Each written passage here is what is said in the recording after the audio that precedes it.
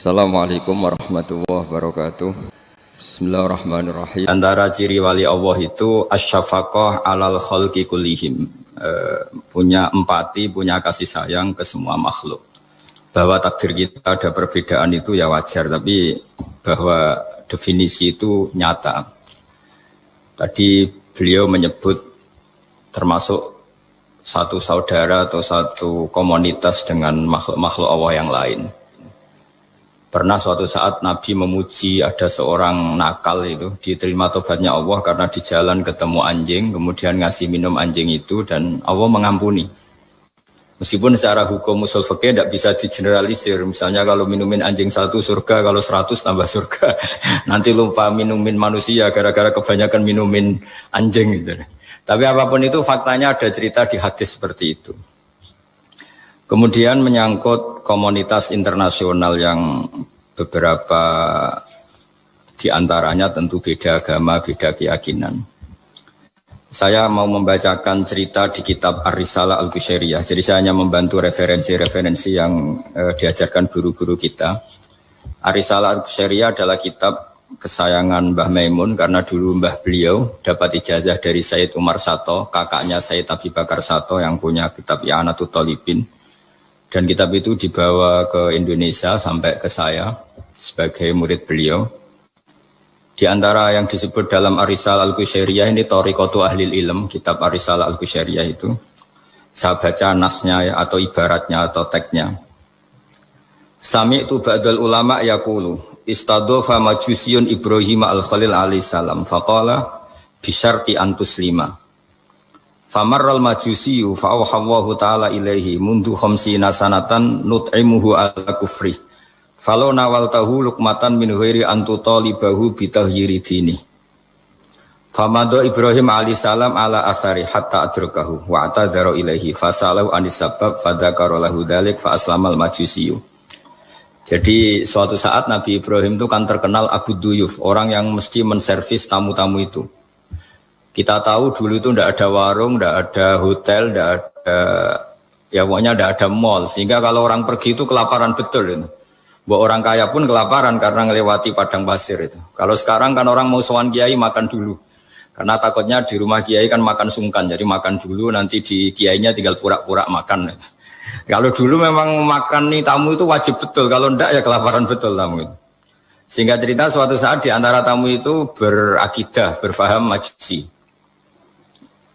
Atau beragama majusi lah gampangannya itu. Terus Nabi Ibrahim nggak mau, saya mau ngasih makan syaratnya Anda harus Islam gitu. Akhirnya orang ini putus asa kemudian meninggalkan Nabi Ibrahim. Saat orang itu meninggalkan Nabi Ibrahim, Allah memberi wahyu ke Nabi Ibrahim.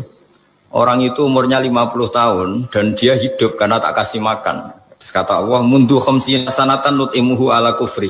Saya yang Tuhan saja ngasih makan dia 50 tahun tanpa syarat dia harus Islam. Kamu baru dimintai makan sehari mensyaratkan Islam. Walhasil terus Nabi Ibrahim ngejar orang majusi itu terus monggo-monggo makan di rumah saya. Singkat cerita terus orang majusi itu tanya kenapa Anda berubah pikiran. Terus Nabi Ibrahim cerita bahwa beliau ditegur Allah kemudian harus melakukan itu.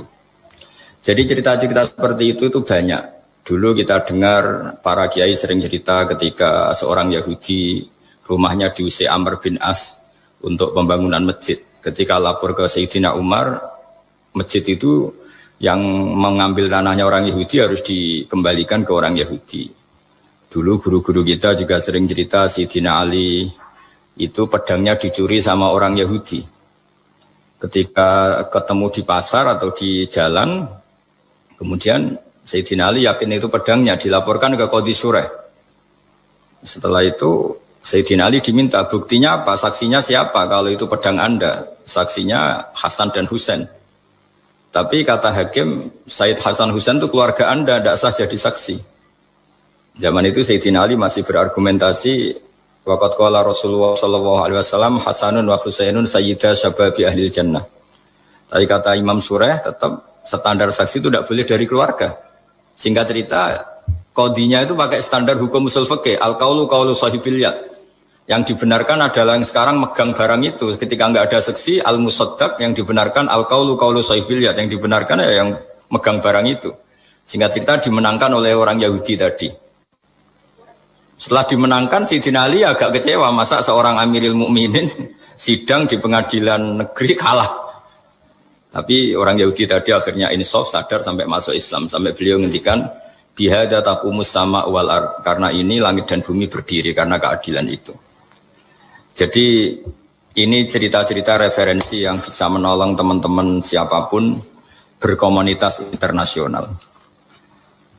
Karena pikiran saya sederhana ya, al-ilmu yurisul ahwal, ilmu itu melahirkan sikap. Jadi kalau kita punya referensi yang cukup tentang toleransi, insya Allah kita hidup di mana saja punya toleransi, karena toleransi itu juga ajaran agama.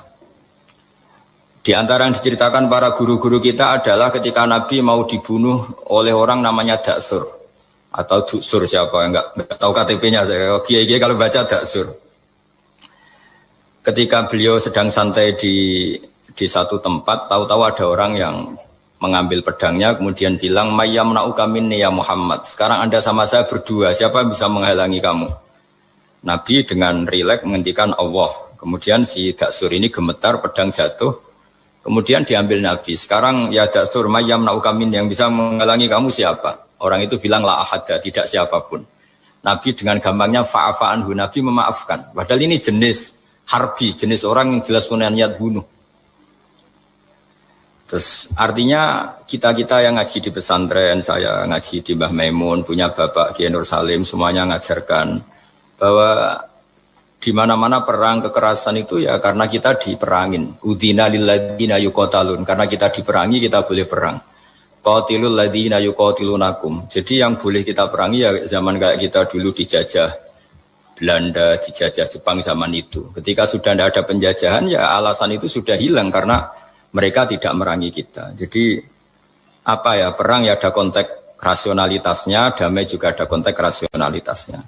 Tapi karena kita punya tradisi referensi, teman-teman yang di Jerman tak bantu, tadi ada kitab Arisalah Al-Qushairiyah, terus ada beberapa cerita-cerita tadi kayak Daksur. Kalau ayatnya jelas ya, jelas qatilul ladzina yuqatilunakum wa in janahu lisalmi fajnah laha wa tawakkal 'ala Allah. Bahkan seperti yang diceritakan Profesor Quraisy tadi, yang sedang kita benci pun bisa saja suatu saat teman.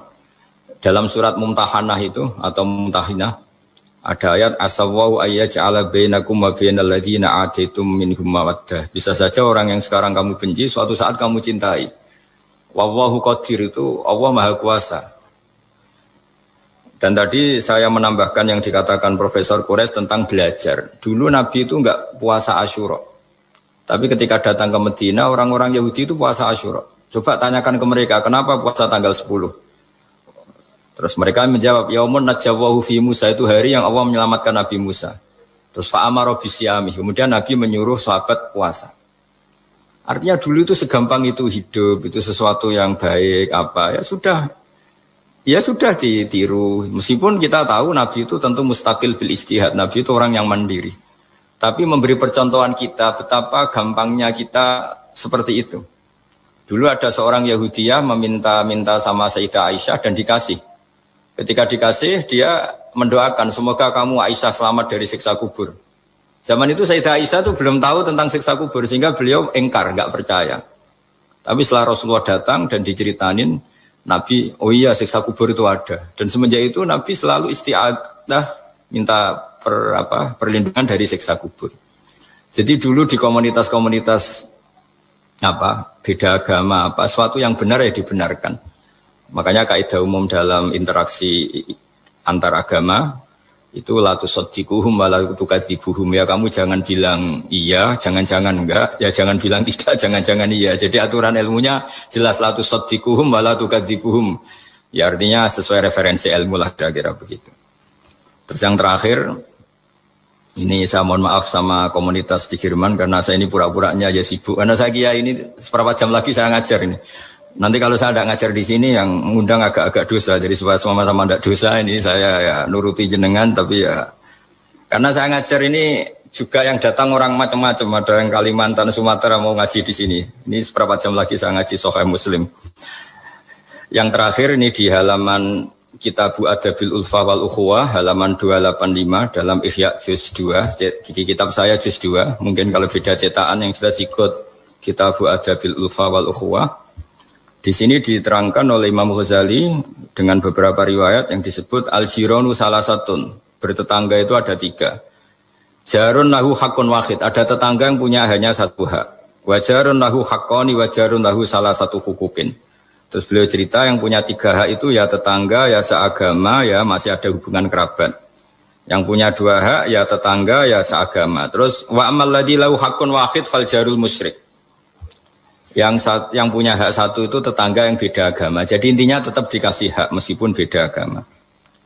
Sampai diantaranya disebutkan juga di halaman 287. Imam Ghazali ngendikan beliau berfatwa dan beliau bercerita Rawahu Umar bin Shu'aib an Nabi an Jaddih anin Nabi. Terus qala Mujahid kuntu inda Abdullah bin Umar wa ghulamun lahu yaslahu syatan faqala ya ghulam idza salakhta fabda bijarinal yahudi. Abdullah bin Umar itu sedang memasak kambing atau itu pembantunya ini sedang nguliti kambing. Itu pesannya Abdullah bin Umar ya ghulam idza salakhta fabda bijarinal yahudi. Nanti jangan lupa tetangga kita yang Yahudi. Ini di Ihya halaman 287. Hanya cerita kebaikan. Jadi cerita-cerita perang itu ya karena kita diperangin, tapi ya kalau kita dibaikin ya baik, itu ajaran Islam. Hatta qala dzalika miraron. Faqala lahu lima taqulu hadza. Ini pembantunya juga enggak langsung menerima. Kenapa? Saking enggak mau nerimanya diulang-ulang lagi oleh Abdullah bin Umar. Faqala inna Rasulullah sallallahu alaihi wasallam lam yazal yusina bil jar hatta khashina annahu sayuwarrithu. Kenapa engkau melakukan itu ya Abdullah bin Umar? Terus beliau menjawab, Rasulullah itu selalu berpesan untuk berbuat baik sama tetangga. Tadi kita tahu kalau tetangga punya 3 hak berarti seagama, ada hubungan kerabat, hakul jar berarti 3. Ada yang seagama dan tidak punya hubungan kerabat berarti punya 2 hak, yaitu 1 agama dan kerabat. Ada yang punya 1 hak saja, ya tidak keluarga, tidak seagama, tapi karena tetangga itu juga tetap punya hak.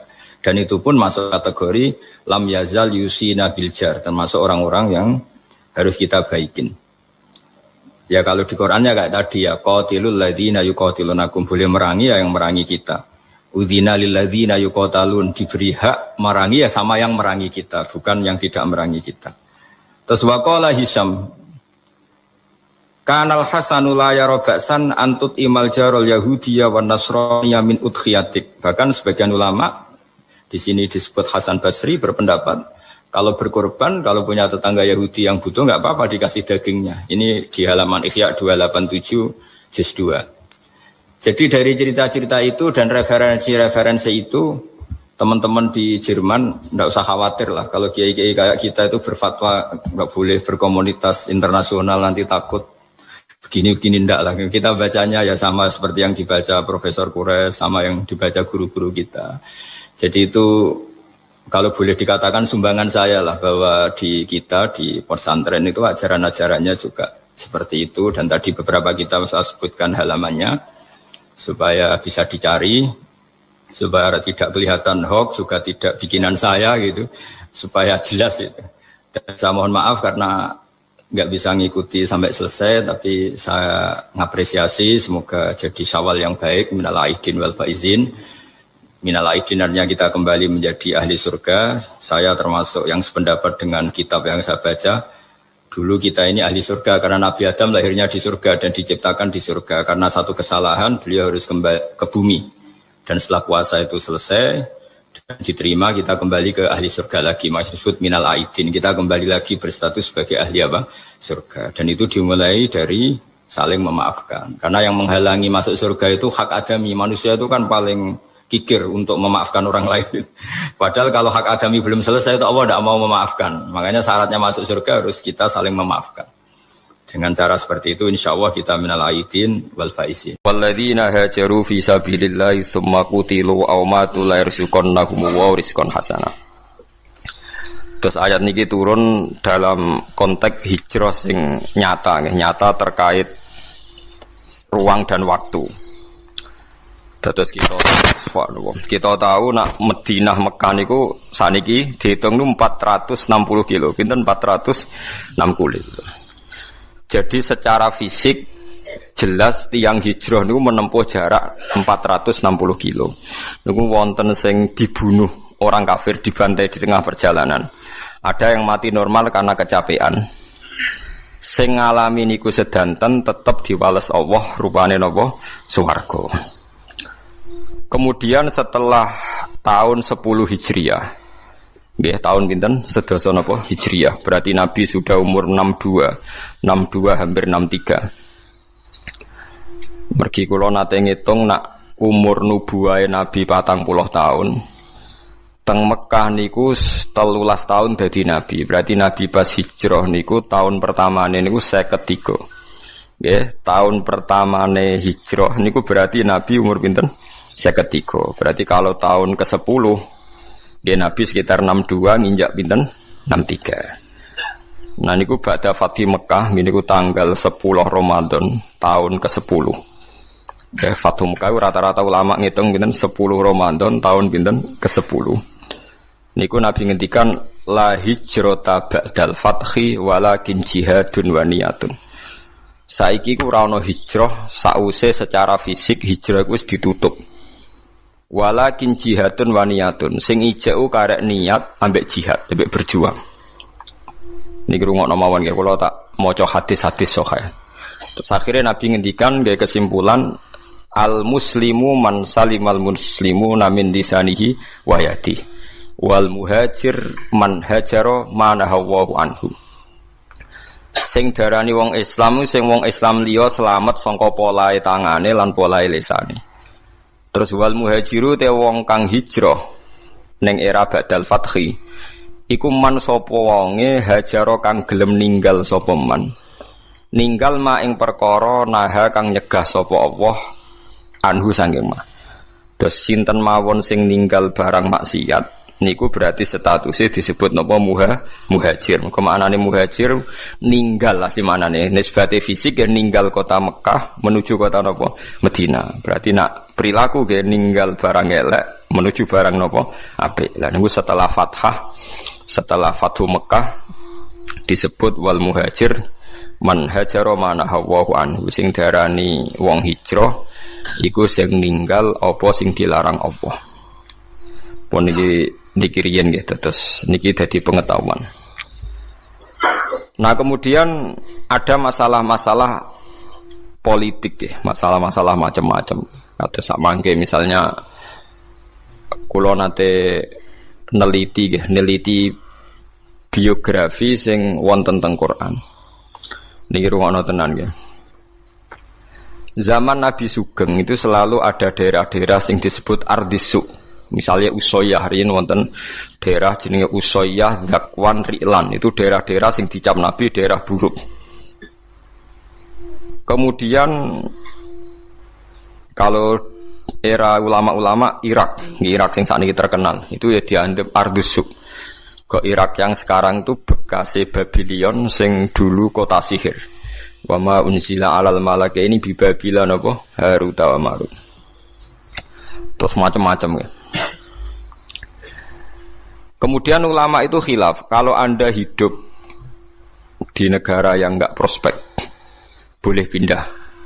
Di mana di tempat Anda pindah itu menjadi nyaman beribadah. Ini rungokno tenan, misalnya sampean ditakdir di kota Jakarta, pas kota, di situ misalnya banyak niklab, banyak maksiat. Itu terus misalnya terus pindah teng mriki teng Beduan misalnya, teng desa. Tapi genti dosa ngrasani hasud drengki. Dadi nek ning kutha dosane pornografi, nek ning desa dosane napa? Hasud, drengki, ngrasani macam-macam. Lah itu terus gimana? Ada ulama yang berpendapat jika semua bumi yang kamu katakan buruk mbok tinggal malah ra ono sing nyembah pangeran, jadi sebaiknya gak usah pindah. Mboten usah apa? Pindah. Tapi kamu punya niat bahwa ikut mengisi Jakarta itu ben tempat itu ada yang soleh. Ya, ada yang apa? Soleh. Wahakada. Dan itu pendapat ulama yang dibenarkan ila yaumil qiyamah. Karena kalah dengan bukti misalnya Australia pertama ada Islam ya baru kayak wong mahasiswa sing kuliah di sana. Mungkin sebagian juga ada jamaah tabligh, ada orang bisnis macam-macam. Sehingga Australia menjadi ada Muslim dari minoritas lama-lama jadi komunitas ya, dari minoritas lama-lama jadi komunitas tertentu, lama-lama dimaklumi, mungkin lama-lama juga jadi mayoritas. Begitu juga ke Inggris. Pertama dulu wong Islam ning kono buruh, suwe-suwe sugih. Sesuai kelar tuku Manchester City, tuku macam-macam, jadi bos. Jadi napa? Bos. Wong kafire sing dadi napa? Buruh. Lho nggih to nggih. Pertama ya wong perantau-perantau suwe dadi wong sugih kados sinten Al-Fayyad niku. Al-Fayyad terus ilat Inggris nak darani Dodi napa? Fayyad. Niku ilat Arabe napa? Al-Fayyad. Wong sing akeh duwike wong Arab nak darani napa? Al-Fayyad. Duwike saking akeh. Fayyad itu melimpah. Nah, itu yang kita benarkan. Niki rungokno tenan. Karena kalau teori hijrah itu niki benro sampean biar teori yang bahwa hadisnya Nabi itu tidak main-main. La hijrata ba'dal fathi. Teori hijrah itu sudah selesai. Berarti teori hijrah secara fisik dari bumi buruk ke bumi baik itu sudah nopo? Selesai. Yang ada adalah walakin jihadun wa niyatun. Yang ada itu masih jihad dan niat. Jihad itu niat berjuang li ilahi kalimatillah. Niat itu sebagai ngurip-ngurip agamanya Allah. Mboten niki rungokno tenan nggih ben sampean optimis. Sekarang kalau dibalik, misalnya orang yang sudah Islam di Inggris 10, merasa Inggris itu daerah Kristen, bu Anglikan, bu nopo-nopo, terus pindah nih Mekah. Berarti Inggris sama sekali gak ada Islam. Berarti kowe ngosongno bumine Allah, sangka wong sing nyembah Allah sama sekali. Andai kan sampai anda baca hadis itu, tentu fatwa anda, misalnya anda jadi ketua MUI, Islam yang ada di Inggris 10 pindah saja ke Mekah. Yang di Papua, yang minoritas pindah saja ke Jogja. Wah nanti yang sudah kadung ada Islam akan menuju daerah yang masih Islamnya agak corong Jawa malah nguyai segoro kan. Nguyai apa? Segoro. Mesti ngono beban ora go dhuwit malah dadi bane wong akeh kan. Buat ini penting. Makanya Nabi ngendikan walakin jihadun wa niyat. Nah, ternyata hadis itu lebih benar. Ini ku era sahabat itu banyak yang ketika di Medina itu gak tertarik karena Islam banyak terus pindah teng Kufah. Itu yang melakukan itu Sayyidina Ali. Sayyidina Ali ku pertama sahabat alim sing ninggalo Medina. Beliau hidup teng Kufah. Akhirnya Kufah dan di sentral Islam, termasuk akhirnya pinter Imam Syafi'i yang pergi urip teng Mekah, teng Kufah. Pinter Syekh Abdul Qadir Jilani pergi urip teng Baghdad. Baghdad kuwi kawasan apa? Kufah. Mulane sanad-sanad Quran akhirnya pindah Kufah. Sampeyan saiki pikir, Quran anane Mekah Madinah, tapi sanad aline teng pundi? Teng Kufah. Sanate Ibnu Katsir tok Kanjeng Nabi ku bulet. Mergo Abdullah bin Katsir niku ngaji be Abdullah bin Sa'ib. Abdullah bin Sa'ib tesih ngaji be Ibnu Abbas. Ibnu Abbas ngaji Ubay bin Ka'ab. Berarti munculot pinten? 4. Ubay bin Ka'ab lagi ngaji ning Nabi. Cepet Imam Asim. Imam Asim tiang Kufah. Imam Asim di guru jenenge Abdurrahman As-Sulami. Ini langsung ngaji Sayyidina Ali. Sayyidina Ali ngaji sinten? Kanjeng Nabi. Kenapa? Karena Sayyidina Ali pindah teng pundi? Kufah. Di Mekah sing pusat Islam sanate mbulet. Tuke Kanjeng Nabi. Kufah sing adoh keng Mekah, adoh keng Madinah. Sanate cepet mergi wonten sinten? Sayyidina Ali. Sebab itu terus Kufah jadi sentral Islam. Kufah, Basrah, Baghdad itu satu kawasan sing saiki disebut napa? Irak. Syekh Abdul Qadir teng mriku, paham Imam Syafi'i pintere teng mriku, Imam Abu Hanifah pintere teng mriku. Niki rungono tenan ya. Sehingga kita tidak perlu fatwa, misalnya orang Islam yang sekarang di Amerika, di Inggris, di Swedia, macam-macam. Asal jangan kecelakaan kayak di Swedia. Swedia itu agak kecelakaan. Pertama orang Islam di sana dikenal, kok Islam Ahmadiyah. Di pertama sing gowo teng Swedia, Islam apa? Ahmadiyah. Jadi langsung di Nabi loro. Semua angel udah danane. Itu satu-satunya daerah minoritas yang orang Islam pertama apa? Ahmadiyah. Jadi angel dadanan karena pertama yang datang Ahmadiyah. Paham gitu, itu sampean bertahu titik perkara. Jadi hadis itu ada di Bukhari, di Muslim, Mang Nabi ngendikan la hijrata ba'dal fathi walakin jihadun wa niyatun. Berarti sudah ada teori kalau kamu enggak nyaman di satu daerah yang minoritas, kamu harus ke mayoritas enggak. Ya kemana saja asal Anda niat baik dan ada peluang baik, lakukan. Itu ada seorang tanya sama Kanjeng Nabi, "Ya Rasulullah, saat di sini bisa baik." Nabi ngendikan, "Al ibad ibadullah wal bilad biladullah fa haitsu ma asabta khairan fa aqim." Negara ya wae pangeran, kabeh kawula ya kawulane pangeran. Pokoke kowe anggere entuk apik ning kono ya semukim ning kono. Nah, itu yang menginspirasi Islam Gujarat, mangkon Aceh, dagangan wis rabi barang macam-macam terus dadi Islam teng pundi? Aceh. Nah, Aceh anak putune ponakane do ning Ampel, wis ning Ampel. Terus ana Raden Fatah pindah ning Demak, suwe-suwe tok Jipang Panolan. Suwe-suwe terus tok Jogja, Sutawijaya, Bupati Wijaya terus tok sampeyan barang niku wis endi sing ketemu, wis pokoke endi sing nyaman cocok.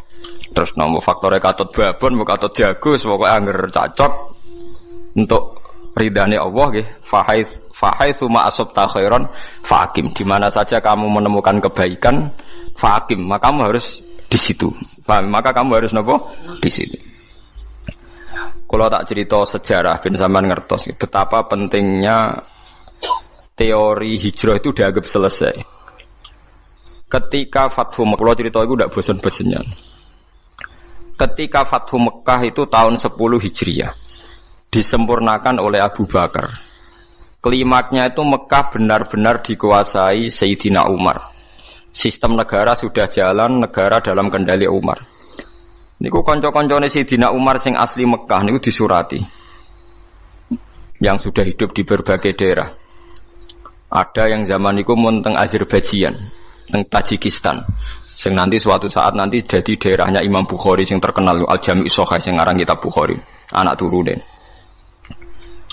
Mbok kamu sekarang ke Mekah saja, karena sholat di Masjid Haram itu sebagaimana 1000 nopo sholat di masjid yang lain. Dan Mekah sekarang aman. Niki rungokno tenan, Mekah sekarang apa? Aman. Dan beberapa sahabat yang kelas 2, kelas 3 yang tidak akabiri sahabat, banyak juga yang pindah ke Mekah. Apa yang terjadi? Di Mekah bangga mereka karena fi ardil haram, Baitullah. Tapi apa yang disarankan oleh sahabat-sahabat senior kayak Salman Al-Farisi?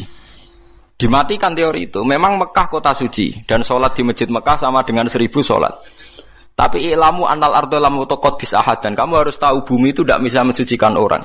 Abu Jahal itu lahirnya di Mekah, kurang ajarnya di Mekah. Abu Lahab lahirnya di Mekah, kurang ajarnya di Mekah. Semua penduduk Mekah itu yang ngusir Nabi.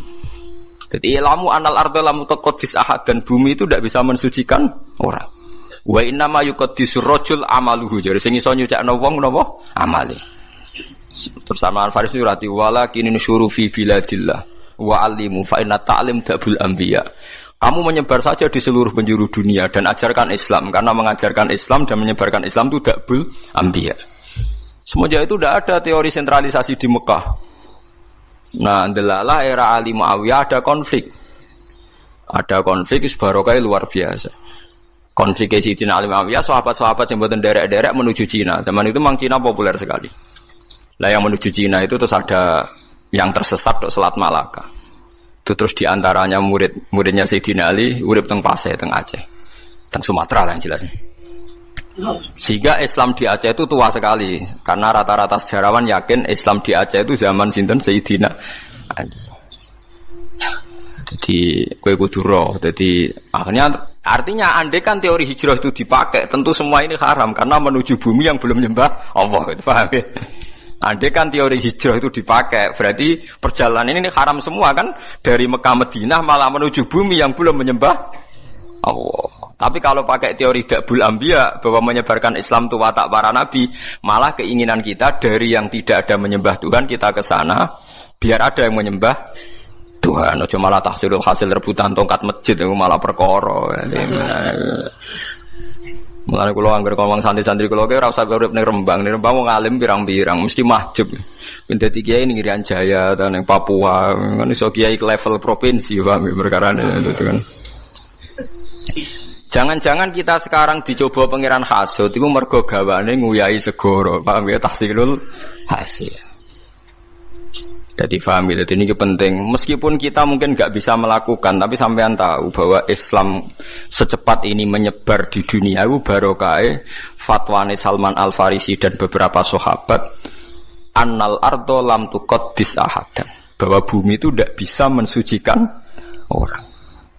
Bukti ini Abu Jahal lahir di Mekah, uripe di Mekah, kelakuannya ora karu-karuan. Sing wong Madinah lahir ning Yasrib, pedalaman. Dadi sahabat napa Ansor. Semenjak itu sahabat itu gak pati fanatik urip ning Mekah. Mulai sahabat akabir sahabat ada yang hidup di Mekah. Mulate sanate Abdullah bin Kasir sing wong Mekah. Tuke Kanjeng Nabi dhisik Imam Asim sing uripe teng Kufah. Lha iku sirine kena apa Imam Asim uripe ning Kufah tapi luwih populer timbang qiraahe napa Ibnu Kasir. Mergo sanate luwih cepet tok Rasulullah sallallahu alaihi wasallam. Iku pangeran dadi kersane ngoten. Ya kowe ora ro karepe Imam Asim wong ndi ora ro. Ibnu Kasir wong ndi ora ro. Pokoke roe juara untuk hadiah wis. Yang seneng Quran kok ngono tok piye. Mbok gedhingi ku ya dosa, mbok dukung ya tambah dosa. Wis barno. Tapi kaya ben roh duduk perkarane. Paham ya, terus kula suwun enggak boleh menafsirkan Quran kecuali dengan hadis sahih. Lah hadis sahih paling masyhur di Bukhari Muslim itu memang Nabi berkali-kali ngendikan la hijrata ba'dal fathi walakin jihadun wa niyatun. Nah begitu juga sekarang ke mall misalnya orang ngajak anak cucunya ke mall atau ngajak ponakane marung ning warung rada enak, itu juga termasuk jihad dan niat ketika sudah menanamkan kalimat tauhid. Saya pernah baca, memang saya benar-benar baca kitab buatan akal-akalan kula. Ada seorang wali yang akan jadi wali terus sampai mati ketika tausiah alal ahli, agak longgar pada keluarga.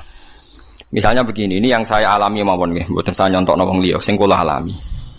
Kula nglatih anak kula salat, wis salat Allahu Akbar, dan bagi saya Allahu Akbar itu kalimat yang spesial. Anak saya sujud, ya sudah membaca Subhana Rabbiyal A'la, itu bagi saya spesial sekali. Tentu kalau sampean memang mukmin betul, mukmin sejati, kamu enggak usah pakai status itu anak kamu soben mangan ta ora itu goblok ya, itu bodoh sekali kalau kamu pakai status itu. Ini anak saya sudah bisa melafatkan kalimat thayyibah yaitu Allahu Akbar. Sudah bisa sujud. Ini spesial. Sesuatu yang spesial itu harus dipertahankan. Caranya gimana? Minimal seorang anak itu jangan kecewa sama bapaknya. Nah, anak senengi jajan ya jajakno. Nak senengi mangan enak ya mangan enak. Tapi semuanya ini demi mengawal kalimat tauhid dan kebenaran-kebenaran Islam yang kamu tanamkan. Jangan sampai kamu jadi kiai zuhud yang anak dikekang, kemudian anak ini pertama numpak sepeda motor disilai kancane sing ra salat, pertama nyetel tip yo disilai tanggane sing ra salat, sampai anak itu terus ngidolakno keluarga sing tidak salat karena lebih sehat kata dia. Sistem ndekne bar magrib untuk TV haram, dolanan haram, anaknya trauma. Lah tua-tua anak nakal, mergo mulai cilik ra tau ngidolakno napa bapak. Nah ini di sini sirinya kenapa semua nabi itu melonggar anaknya. Kanjeng Nabi ini nak sholat ini ditumpai Hasan Husain. Nggih mendel mawon. Dijak sholat padahal dijak numpai Kanjeng Nabi nak pas sujud. Bahkan kabeh ulama rawi mengatakan ketika malaikat Jibril janjian ambek Nabi mboten saged masuk karena ning solowongan tempat sarine Nabi wonten jiruan. Jiruan ku kirek. Anak asu cara mriki lho. Kirek. Jiruan ku asu. Mergo Hasan Husain ku dolanan napa? Asu. Saiki mulane anak kula nu dolanan pitik, dolanan pedhes mlebu kamar rata amuk, ijek enteng dhewe dhisik Hasan Husain itu dolanan asu. Tapi itu tadi berangkatnya adalah ngawal tauhid. Jangan sampai anak kita ini kecewa oleh kita. Padahal kita tahu dia sudah punya sesuatu yang spesial yaitu kalimat nopo tauhid. Lagu sing disebut wa ja'alaha kalimatam baqiyatan fi aqibihi la'allahum yarji'un. Kowe nak pancen nabi tenan ulama tenan, kalimat tauhid harus kamu jadikan kalimat yang abadi fi aqibih ning dalam turunan. Itu yang dilakukan Nabi Ibrahim. Makanya Nabi Ibrahim dikatakan bapak tauhid karena dia obsesinya satu. Pokoknya kalimat tauhid harus menjadi kalimat sing abadi fi aqibih ning turunane Ibrahim. Ngeri Nabi Ismail lu gak paham apa-apa blas, tapi tidak bangun Ka'bah. Padahal dia tidak paham. Aris yang sekarang jadi hijir Ismail, kabeh ulama mulai Aris itu dhisik nggon nyancange wedhus Ismail. Ismail ora roh nek iku kota suci. Jadi sing sekarang hijir Ismail dhisik Aris, omah-omahan nggon wedhuse sinten? Ismail. Ibrahim ora ngloro itu ngi kota suci, menenge nek mergo saking moh ngecewakno napa. Tapi lagi-lagi saya itu sendirian, kula nu hormat be anak, tapi ya diloroi. Bahkan keluarga saya yang lebih tua di bangsa ngeloroi. Anak kok mbok manja mari ngelama. Padahal saya itu tidak pernah manja anak, pikiran saya itu sederhana, saya pasti mati, setiap saat saya mati dan yang meneruskan tauhid itu pasti anak saya karena saya mati. Ya tapi ya itu memang enggak populer. Bojoku pancen tak tanamno, jogeman wani anak kualat kita omongin. Dadi memang kan enggak lazim, tapi saya tanamkan terus ke jogeman ke wani anak napa kualat. Umumnya orang kan bilang anak jawani wong tua kualat. Ra iso cara anak iku rong mukallaf. Jadi gak bakal kualat nek wani ku wong rong kena hukum. Artinya statusnya dia tidak punya dosa kan indah wah. Kowe dosa wis bek. Jadi cara kula wong tua wani anak sing kualat ora kok. Anak wani wong tua. Dan ini ada aliran sesat, ini yang benar itu menurut saya. Karena anak belum mukallaf kan?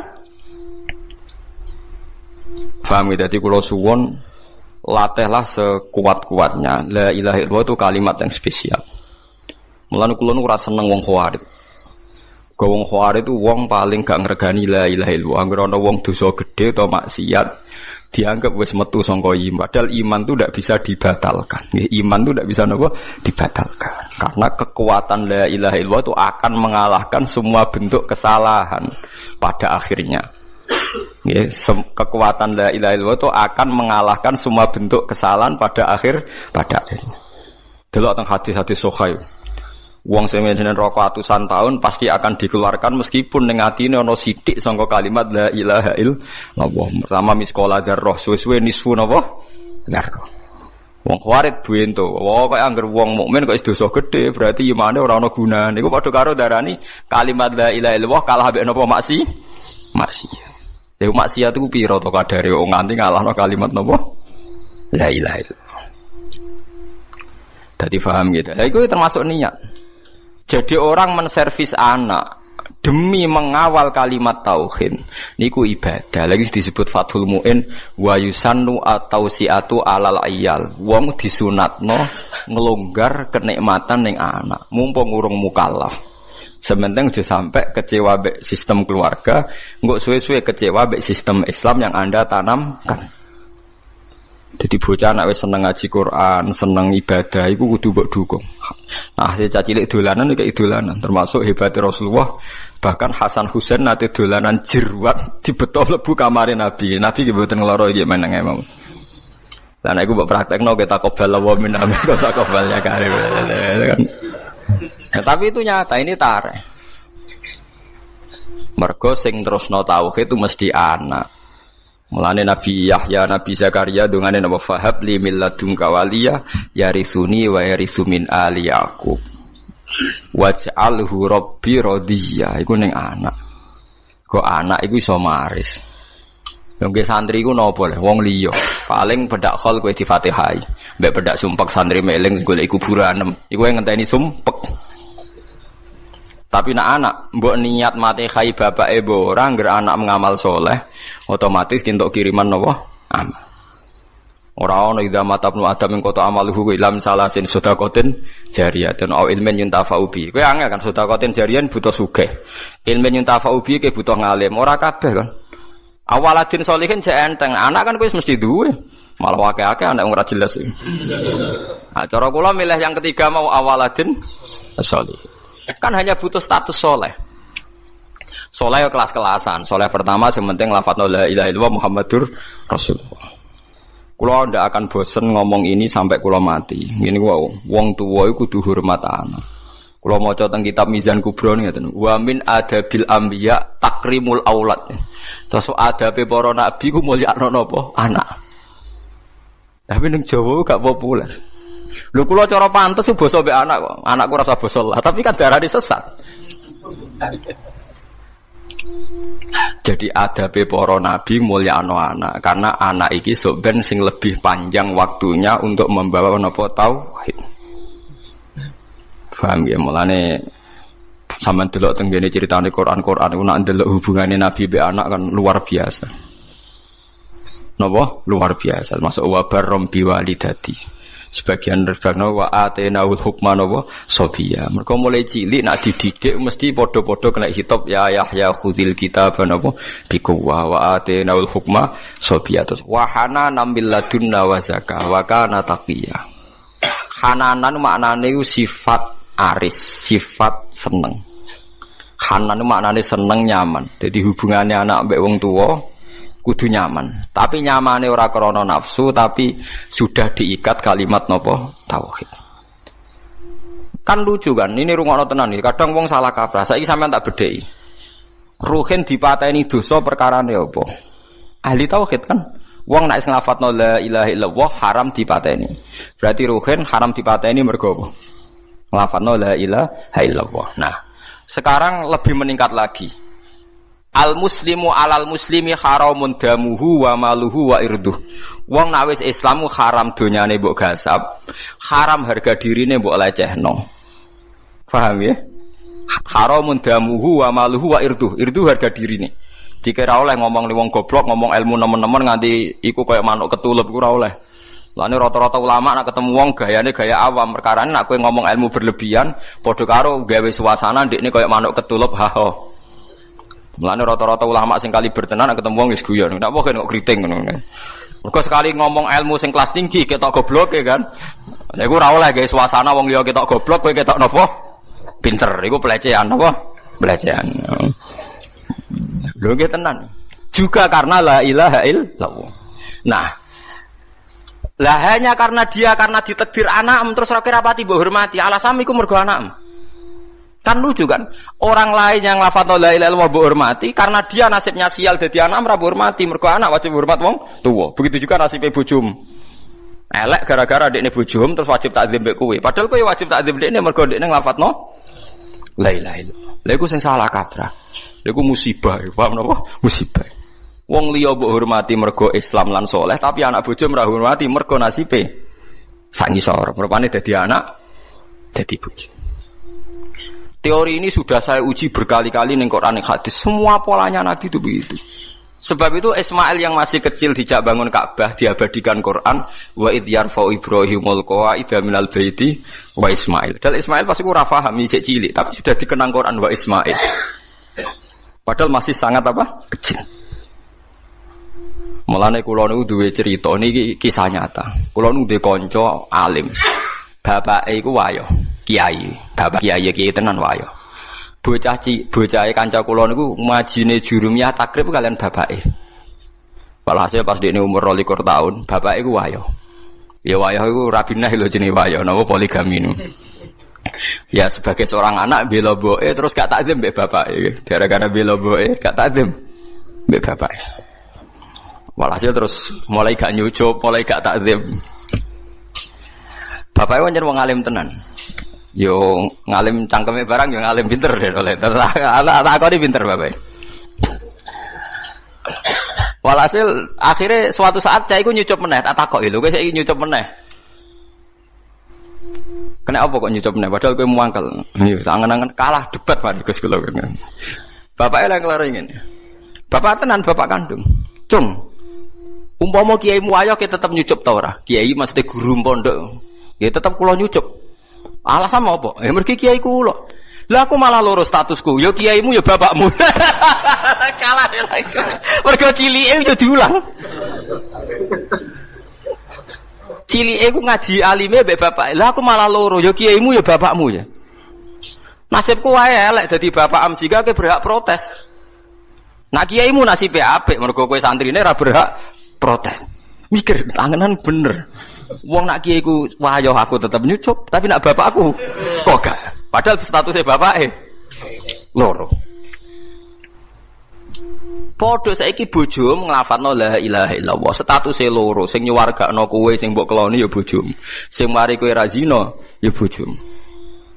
Lha wong nglafadzno la ilaha illallah plus fungsinya banyak kok malah ra mbok hormati. Perkarane trimo wong wedok jare cara Yogya kanca wingking jare kok waduh malah-malah ora kabeh istilah yo. Cobalah sekarang dilatih, gak usah macam-macam. Iku wong sing nglafadzno kalimat tauhid. Anak ya sampean sing penerus kalimat tauhid. Itu yang saya pahami dari Quran. Jadi Ibrahim piyambak hubungane mbek Ismail disebut apa? Wa ja'alaha kalimatam baqiyatan fi aqibi. Ibrahim sing dadekno kalimat tauhid abadi tok anak turune. Sebab iku Ibrahim disebut bapak napa tauhid. Nanti somben wong ning kuburan dadi Gus gede kabeh. Mulane kula bola-balik ngomong sing saiki ra duwe bapak kiai tenang ae. Somben nasab Gus juga kanggo kabeh. Tiap wong mati takoki iman abuka kan jawab sinten Ibrahim. Dadi kula ngalime ngeten sampeyan padha mek ruhin paham. Kula ajare rada keberatan mek ajaran niku. Tapi piye bener. Lah misale kula salime ngeten bapak kula kiai sampeyan ning kuburan padha bapak sapa Ibrahim. Ruhin takoki sapa kan bapak Ibrahim. Ya itu silsilah karena Ibrahim yang paling punya obsesi mengabadikan tauhid tok dzurriyyah ila yaumil qiyamah. Saiki ora wong obsesi mbek anak iku ora perlu tauhid. Anakku tak rumah cah ben sampeyan ngrumat aku. Dadi kapitalistik. Kulo mboten sombong, anak kulo nu kelas SD kelas tunggal sing lanang. Biasa tak jabakas mati. Nggih biasa mawon sing kelas 6 SD nggih biasa tak jabakas mati. Nanti kalau bapak meninggal kamu tetap senang Quran ya, enggak usah senang dihormati orang. Sering tak jak lunga dhewean ngebis karena tak latih. Jangan sampai nanti senangnya Quran itu karena biasa dihormati orang. Nanti bahaya. Wong hormati kok dokseran, kadang seneng kadang ora. Ditalatih. Saya sendiri masih melatih diri saya sendiri. Jangan sampai saya hafal Quran seneng karena dihormati orang. Nanti kalau kecewa nanti saya mutung. Tak latih, sering hidup sendiri, sering biar enggak kulino taklek, enggak kulino napa taklek. Sampeyan tak ceritani kenapa ilmu saya manfaat. Di antaranya gara-gara gawe kopi dhewe. Lho ki kula pertama. Saya itu kalau bikin kopi jam 4:30 itu bikin sendiri. Karena sederhana teorinya, sampean ben ro ilmune ulama ya. Allah kan dawuh fasabbih bihamdi rabbika qabla tulu'i syamsi wa qabla ghurubiha. Kamu baca tasbih sebelum matahari terbit. Sanggup 4:30 atau jam 5 lah. Gus tangi turu kepengin gawe kopi. Entahlah nanti kalau saya sudah tua mungkin tidak kuat. Kalau masih kuat pun tidak saya bikin sendiri kayak kopi. Teori saya sederhana. Gusti kula nu nak gak badhe gawe kopi nu badhe seneng. Nak badhe seneng mengke kula eling jenengan. Jenengan maringi rezeki kula kopi terus melek terus seneng. Kok kopi nu radi kados wine, kados khamr, nanti kan apa? Khamr. Dadi rondok mabuk pancen. Khoyal iki. Jare kanca kula, "Kenapa kok seneng ngombe kopi? Walah Gus nglalekno utang." Mergo sejarah kopi, saya pernah baca sejarah. Kopi di Italia pertama itu diarani wine of Arabic. Mergo wong pertama wong Itali ngombe khamr, bareng kenal pedagang Arab ngombene kopi, bareng diombe kok padha-padha nglalekno masalah. Mulane diarani wine of Arabic. Mulane wong Itali nak diarani kopi iku wine wong Arab. Pamane khamre wong napa? Arab. Mulane kena apa santri wong melarat seneng ngopi iku rodok khamr, Pak. Mergo padha-padha nglalekno napa? Masalah. Jadi ada orang Eropa itu pernah lama darani kopi iku waene wong napa? Arab, wong Islam. Kita dudono sejarah. Mulane nek ape ngopi sing eling pangeran mergo rodok napa nyabu, Pak, rodok napa? Nyabu. Nah, artinya sederhana. Niki mboten kula mboten ujub mboten, tak contohno sing kehidupan keseharian. Mergo khairukum li ahli wa ana khairukum li ahli. Wes ki ape seneng. Ape seneng gawe kopi nak kowe dhewe sing nglakoni kan ndak banyak taklek. Taklek itu menggantungkan sesuatu pada orang lain jenenge napa taklek. Misale gugah bojo. Yo nak bojoku tangine mbek senyum, nak mbek merengut. Berarti untuk seneng kan ngenteni bojoku tangi, cekatan, mbek senyum, gawekno kopi sing takarane pas, ora kemanisan, ora kelegene sesuai seleraku. Takleke 5 hal. Padahal kemungkinan tangi merengut batal sitok kan. Utawa pas ramah tapi gawene ora pas. Utawa ramah pas tapi engko sik tak ning jeding suwi. Jadi ya Allah, saya tidak akan mengorbankan kesenangan saya dengan taklek 5 hal. Bodoh sekali kalau saya seneng jenengan tak taklek 5 hal. Dan agak dhewe kan wis. Keliru ya keliru-kelirune dhewe. Sale gak pas-pasin apa dhewe. Nggih bolak-balik kula pege kopi ra roh nggone sedok kok sedok ra roh nek diaduk. Nggih sering bisa kapok. Itu saya itu saking senengnya pangeran itu bahkan takut saya mengganggu istri saya. Bukan karena saya takut istri, takut senang saya sama Allah itu tak taklek. Betul, saya ngaji di sini itu karena aku senang pangeran. Umpama sing ngaji karek rugen ki sama, saya sama senengnya bodoh. Karena bagi saya ngaji itu skore dihitung pangeran. Bahak ngaji istiqomah skor ya sudah. Gak urusan sing ngrungokno sapa setan, bu iblis, bu wong, bu malaikat ora roh. Begitu juga saya kenapa seneng pergi sendiri ya gitu. Lu mbek wong nak ganggu wong dolim. Nak wonge ra pas sikape kok aku taklek. Seneng pangeran kok kakean taklek. Dhewean wis gak usah taklek. Jadi kenapa wali-wali Tuhan tuh seneng sendiri itu barokahnya dia nggak mau taklek, dia nggak mau seneng mbek Allah ditaklek, digantungkan. Padahal syarat saya jadi wali kudu seneng. Jadi ciri utama wali ku la khaufun alaihim wa lahum yahzanun, gak dirasa wedi, gak dirasa susah. Qul bi fadlillah bi rahmati fa bidzalika falyafrahu. Lah seneng tuh tentu kan butuh sekian perangkat karena kita kadang bersentuhan sama pihak lain. Itu tadi jika Anda seneng ngopi dek bergantung gugah bojo, kemungkinannya kan 5 hal tadi. Tangi merengut. Lalu lucunya kemungkinan pertama itu paling sering. Nah, itu kan bertaruh sekali kan. Pemenang kue rapati kelar nafkah dek gugah bar. Wah, malah perkara. Wah, potensi keburukannya kan lebih banyak kan. Lah wong kok berjudi, paham nggih? Wong kok apa? Berjudi. Gawe dhewe kan beres. Gawe dhewe ngombe kopi, ngefly sithik-sithik wis damai napa? Damai. Jadi wong nak seneng pangeran tenan, bahkan perangkatnya disiapkan sampai begitu. Kula nate diloro ibu kula, kowe mbek anak aja nganti ngono.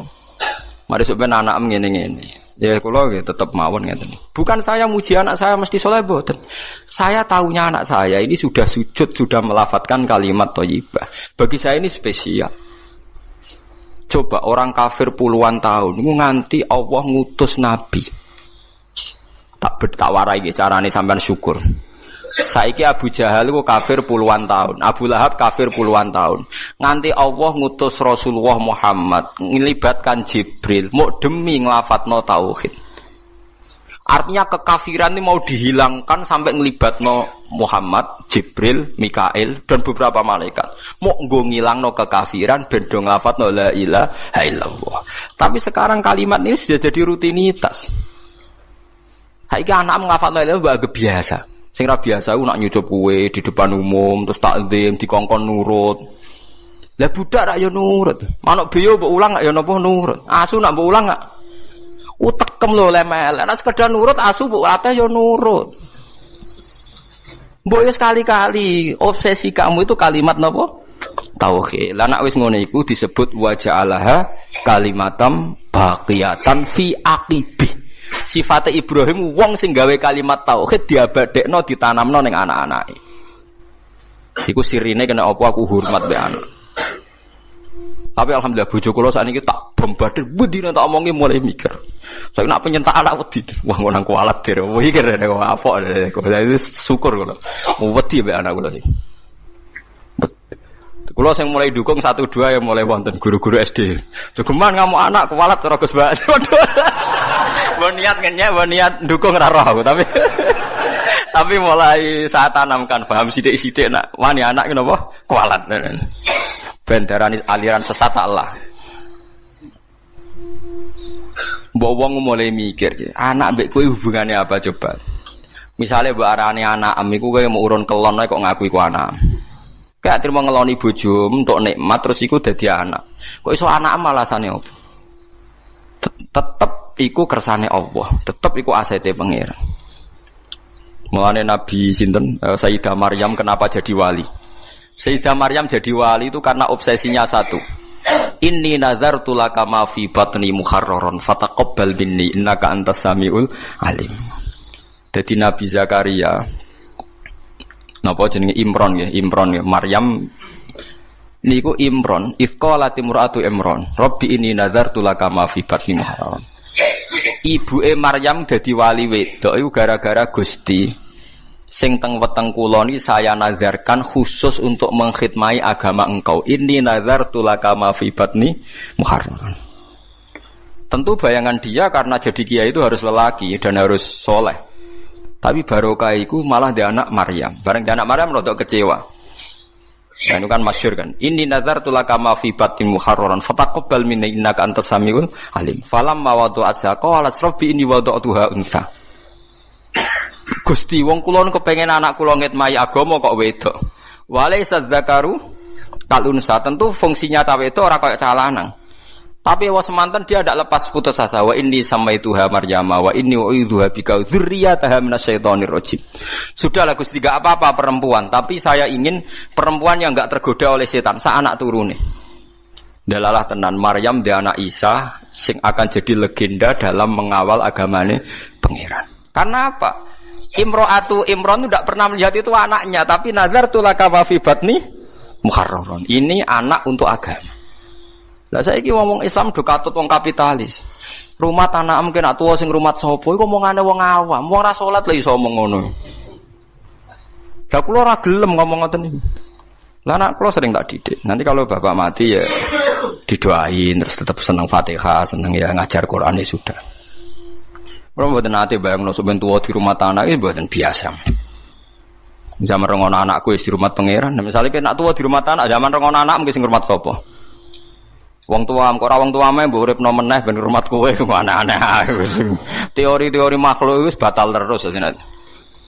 Lah Quran ngeten iki wis mati. Nggih, Quran cerita kados kulon wis mati. Orang tuh enggak ngerti sirine kena apa Maryam dadi wong luar biasa. Mergo ibuke sebenarnya inni nazartu laka ma fi batni muharraran. Ini anak untuk engkau. Maksudnya akan mengitmai agama engkau.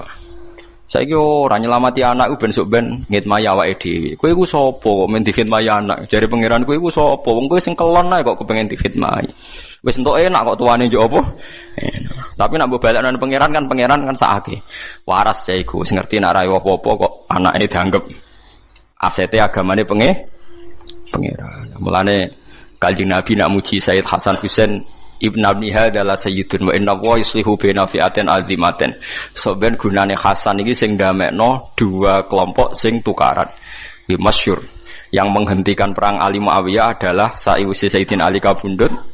Pemimpin diambil alih Hasan. Hasan ikhlas dikekno sinten Muawiyah. Setimbang tukaran terus sepek-pekan. Akhirnya jadi dinasti Umayyah. Mergo Sayyid Hasan enggak meneruskan warisan saking sinten Sayyidina. Jadi eling-eling ya mulai badhe ngaji niki aja main-main kalian sinten anak mari kualat paham nggih mari napa. Ya itu tadi kalau orang lain Anda hormati karena kalimat tauhid, doa kalimat itu kan ada pada anak Anda kan. Cuma siale anak mergo anak mbok go amu-amuan kan. Jika Anda hormat orang lain coba karena apa? Karena dia muslim. Apa Anda bisa hormat sama orang kafir kan enggak kan? Lama anak Anda muslim kan berarti statusnya loro anak plus Islam. Berarti kan disebab loro kan? Ya bener bapaknya kancam. Umpama kiaimu wayah mbok hormati to ora nggih Pak. Lah aku malah loro. Ya kiai ya bapakmu. Akhirnya bariku hormatin, tangan-tangan bener Gus. Statusnya bapak iku loro Gus, kiai mbek apa? Bapak. Karena wayah mangkel deh. Padahal nek kiai wayah dekne gak berhak mangkel. Ya kudune kan padha wae. Ora iso Bang, itu kan secara psikologi piye hukum ana psikologi. Hukum ki napa? Hukum.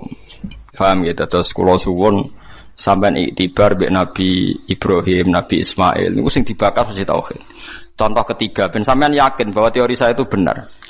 Ketika Nabi Yakub kapundhut, am kuntum syuhada id hadar Yaqubal maut. Ketika Yakub kapundhut napa? Itsqala li banihi ma ta'buduna mim ba'di. Ketika Yakub badhe kapundhut anak-anake diundang, "Cung kowe bar iki nyembah sapa?" Qalu na'budu ilahaka wa ilaha abaika Ibrahim wa Ismail wa Ishaq ilaha wahida. Kula nggih nyembah kados sesembahane leluhur-leluhur kula. Artinya apa? Hubungan mereka taunya leluhur saya itu pengidola Allah, leluhur saya itu kalimat tauhid. Ya sudah perilaku kita ya kan seperti leluhur saya. Dadi ora ana pikiran mereka iki warisan iki aset, bapakku dagang apa dadi pedagang. Lah nek rugen bapakku melarat tak terusno. Mergo niru bapak nek terus-terusan ngono bapakmu goblok ya karek. Lho coba kalau alasane terusno wong-wong sering, lan terusno perjuangane bapak kan apa ya terusno bapake melarat terusno melarat. Bapake bodoh terusno bodoh. Lah nek sing bapake tau ning LP ya terusno. Aneh-aneh wae. Orang-orang gak ono sing bener teori ini wis gak Qur'ani blas. Terus Nabi Yusuf nggih sami. Nabi Yusuf ketika meromosekno hubungan dengan orang tuanya gimana? Ning gone kanca-kancane ning penjara. Wattaba'tu millata abai Ibrahim. Niku wattaba'tu millata napa? Abai. Ketika Nabi Ismail ditanya teman-teman penjara, kamu itu siapa? Saya pengikut agamane nenek moyangku, leluhurku. Iku abai mulai Ibrahim. Saat terus disebut. Jadi artinya apa? Kenangannya seorang Yusuf ya bapaknya bertauhid. Paham ya? Paham ya? Kenangannya Ismail ya bapaknya tauhid. Ibrahim melihat anaknya karena ini kader tauhid. Saya iku wong dulu anak iku macam-macam. Pemula sing duwe kerajaan, duwe aset-aset bisnis. Mulane kula niku alhamdulillah mulai riyen, dan ini saya tidak merasa paling benar ndak, karena saya tahu ini ya dari bapak saya. Dulu bapak sama saya itu hormat sekali. Anaknya bapak paling dihormati bapak itu saya, karena saya mulai cilik bapak yakin aku paling alim. Mulane panggil kula ngalim ora pati ora sing gawok. Kula riyen pertama lahir mbah kula ngendikan sampean putuku sing alim mbah. Pas kula SD nggih ngoten. Kakak-kakak saya itu SMP semua kecuali saya, karena mbah saya dulu ngendikan, bapaknya bapak itu ngendikan sebenarnya bah ora usah sekolah, sebenarnya sing alim bah. Ya itu agak merugikan saya sebetulnya, karena ketika aku alim jadi ngomong wis kayak ramalane mbah bae, jadi waduh akhirnya kan enggak dianggap spesial itu, karena sesuai ramalan para nopo leluhur itu. Wah ya rada ngrugekno asline, tapi itu ya, tapi akhirnya itu tadi. Saya memang gak tahu rasanya disentak bapak, dimarahi gak pernah. Akhirnya saya tiru. Ternyata ketika bapak sepuh ngendikan aku iku mesti mati. Sing nerono seneng Quran iku kowe. Ana proyek Quran sing rong tak lakoni, misale nerangno tafsir maknane Quran. Aku yakin sebenarnya sing iso iku kowe. Begitu juga saya mungkin nanti di anak saya. Ana proyek terus sesuatu yang mungkin saya tidak bisa, yang bisa anak saya. Ya entah apa nanti bentuknya terserah pangeran. Ora perlu aku sing marahi pangeran ya, dadi terserah pangeran. Malah repot nih, malah repot. Tapi kula suwun lewat ngaji niki aja geman hubungan anak bapak liyane urusan tauhid. Mun jenengan itu nek ben selamat donya akhirat latih wattabi millata Ibrahim napa hanifa. So wattaba millata Ibrahim hanifa. Wis jelas kita iku untuk syariat anit tabi millata Ibrahim napa hanifa. Lah milai Ibrahim ku nganggep anak iku aset napa tauhid. Disebut napa wa ja'alaha kalimatam baqiyatan fi aqibi. Jadi kalau nak manani wa ja'ala lan gawe sapa Ibrahim ha ing kalimat tauhid digawe kalimatan ing kalimat baqiyatan ingkang abadi fi aqibihi ing dalam anak turune Ibrahim. Lah untungnya Allah nganggep anak turune Ibrahim mboten genetik. Genetik dan tidak genetik ku apikane pangeran. Mulane ki sing ra gus-gus ra usah susah somben tetep bapake sinten Ibrahim. Iku berita gembira tenan kanggo wong sing ora anake napa kiai. Karman yo bapak Ibrahim, Karmen nggih napa Ibrahim Kiai Haji alim alamah nggih sok ben Ibrahim. Mulane cara kula dadi Imam Ghazali ku yo rugi. Wis alime ngono, pertama pengumuman wong alim ngalamah mlebu swarga, Imam Ghazali mlebu. Sultanul Auliya Syaikhul Qadir mlebu swarga mlebu. Pengumuman kedua yang menyakitkan dan penggemarnya juga mlebu. Waduh. Tadi orang melok ngalim, tapi memang keputusannya pangeran, para penggemar ini di barengno sing di gemari. Ya wes, ya gelem nopo, gelem ra gelem kudu nampa. Mulane cara kula mbek Ruhin pinter Ruhin dene ra kangelan ngapalo Bukhari, ngapalo Muslim. Tapi nanti swargane padha. Mergo pengumuman pertama iku para ulama mlebu swarga. Bariku para napa? Penggemar. Jadi kula sampeyan yo gledhek lho, kowe. Ya sajane rada musibah kan asline kan. Ya tapi siku aturane pangeran ya samikna napa? Ya piye. Mulane Kanjeng Nabi wong tope ngono bareng wong Arab ditakok, "Ya Rasulullah." Jadi kan ini kisah nyata. Kanjeng Nabi pas khutbah, sebab itu hadis ini mutawatir. Dasar menguntungkan sing apal akeh, wah dasar menguntungkan sing apal napa? Jadi Nabi itu pas khutbah, Nabi itu sering cerita kiamat. Dasar orang Bedui. Ya Rasulullah, kok bekas-bekas kiamat? Kiamat piyambak niku kapan? Jadi kurang cangkem elek ngono. Nabi a'radu anhu, ndak jawab. Ketika a'radu itu ada sahabat yang menganalisis. Lam yasma. Beliau tidak dengar, sebab itu membiarkan. Sing sahabat liyane sami'a wa kariha. Ya beliau dengar tapi tidak berkenan karena pas khutbah. Dasar orang Bedui dibaleni meneh. Ya Rasulullah, mata sa'ah. Kiamat itu kapan? Akhirnya sampai 3 kali Nabi akhirnya tanglet. Aina sa'il. Yang tanya siapa tadi? Ha ana ya Rasulullah, saya. Bedui. Terus Nabi ora goblok takok, ma'adattalah. Lalu kamu takok kiamat itu persiapannya mau apa ya? Ora dijawab kapane tapi persiapan mau apa? Fa wa ma'adattalah kabira sholatin wala sedaqatin walakini uhibbuka. Kula persiapan kiamat ndak banyak ya Rasulullah. Salat nggih rapati akeh, poso rapati akeh, kula seneng jenengan. Nabi ngendikan anta ma'aman ahbabta ya. Kowe padha karo sing kowe awor wong sing mbok seneng. Iku sahabat sak masjid sing mangkel paling disenengi wong iku. Gara-gara kata sahabat kita ini tidak pernah dengar hadis Nabi segembira hadis ini. Karena kita tidak mungkin menyaingi amalnya Nabi. Tapi nanti dijamin bersama Nabi. Uwes hadis didukung Quran. Itu faulaika ma'al ladzina an'ama Allahu 'alaihim minan nabiyyina was-siddiqina wasyuhada'i was-sholihin wa hasuna ulaika rafiqa. Tapi ya mergo dzalikal fadlu minallah iku murni rahmate pangeran. Nek nuruti ngamal gak tok, paham ya? Nuruti ngamal boten apa tok. Dan ini penting. Karena tadi semuanya ini diikat kalimat tauhid. Kowe seneng Nabi mergo barokah kalimat tauhid. Dan hubungan kita dengan Nabi lancar sepanjang tauhid ini masih ada. Mulane ketika Nabi syafaat saya bagi siapa saja yang melafadzkan la ilaha illallah. Ujung-ujungnya juga karena kalimat. Nah, kalimat ini sudah dilafadzkan oleh istri kita, oleh anak kita, oleh cucu kita. Tapi gara-gara mereka di bawah kita, mereka tidak spesial. Kon nggih kopi ora gelem ngamuk. Anak diundang ra moro ngamuk. Ini kan kurang ajar sekali. Bagaimana kalimat yang begitu spesial dia punya, gara-gara nyepelekno barang yang memang sepele kowe ngamuk dekne. Padahal dekne tetap di hal yang nopo? Spesial. Rupane kalimat nopo? Tauhid. Itu gale ana wong nggawa emas akeh, kalunge emas, gelange emas, barang mecahno gelas murah mbok amu. Wong goblok.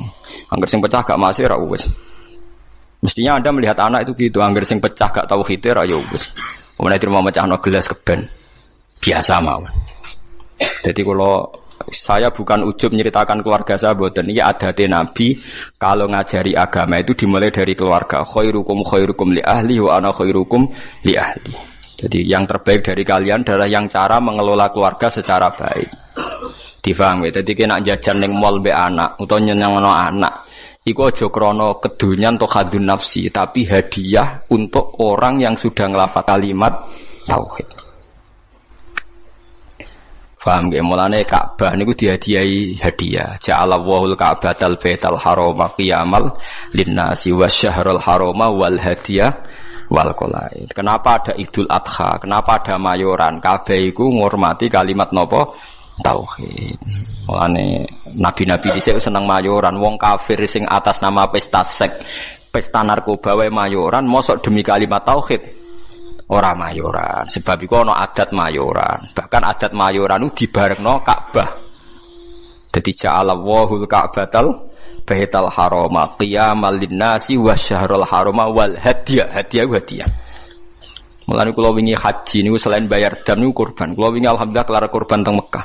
Perkara pikiran kula niku lafadz hadiah dijajero Ka'bah, mosok ning kene gak kurban. Lha kula cara nuruti dhuwit rapati akeh. Akhire kula kurban.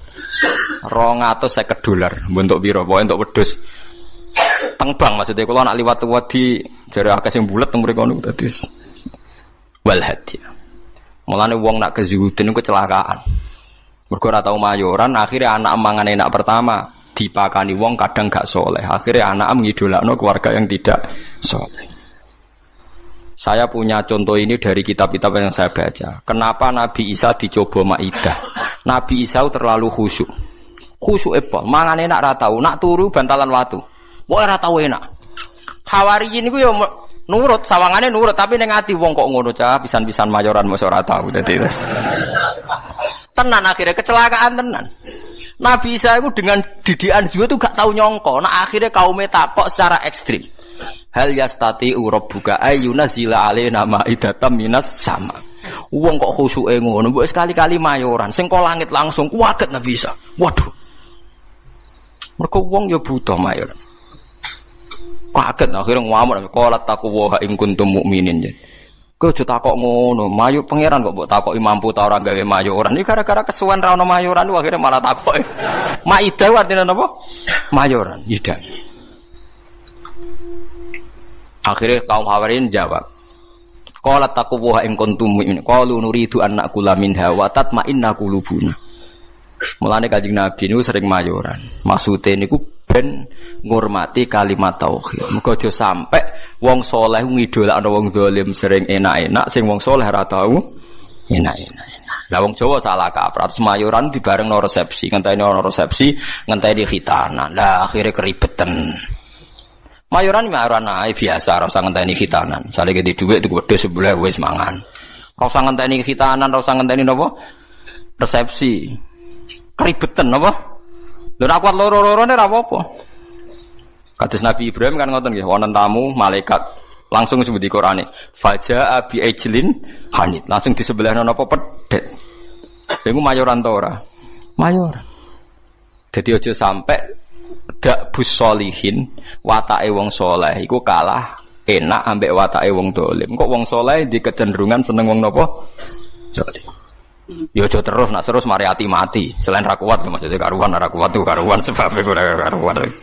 Mau sampean ben roh bahwa semua ini demi kalimat napa tauhid. Mulane mayoran dibakas jejer Ka'bah. Ngene iku ja'alallahul Ka'batal Baital Harama qiyamal linnasi wasyahral harama wal hadiya wal qalaid.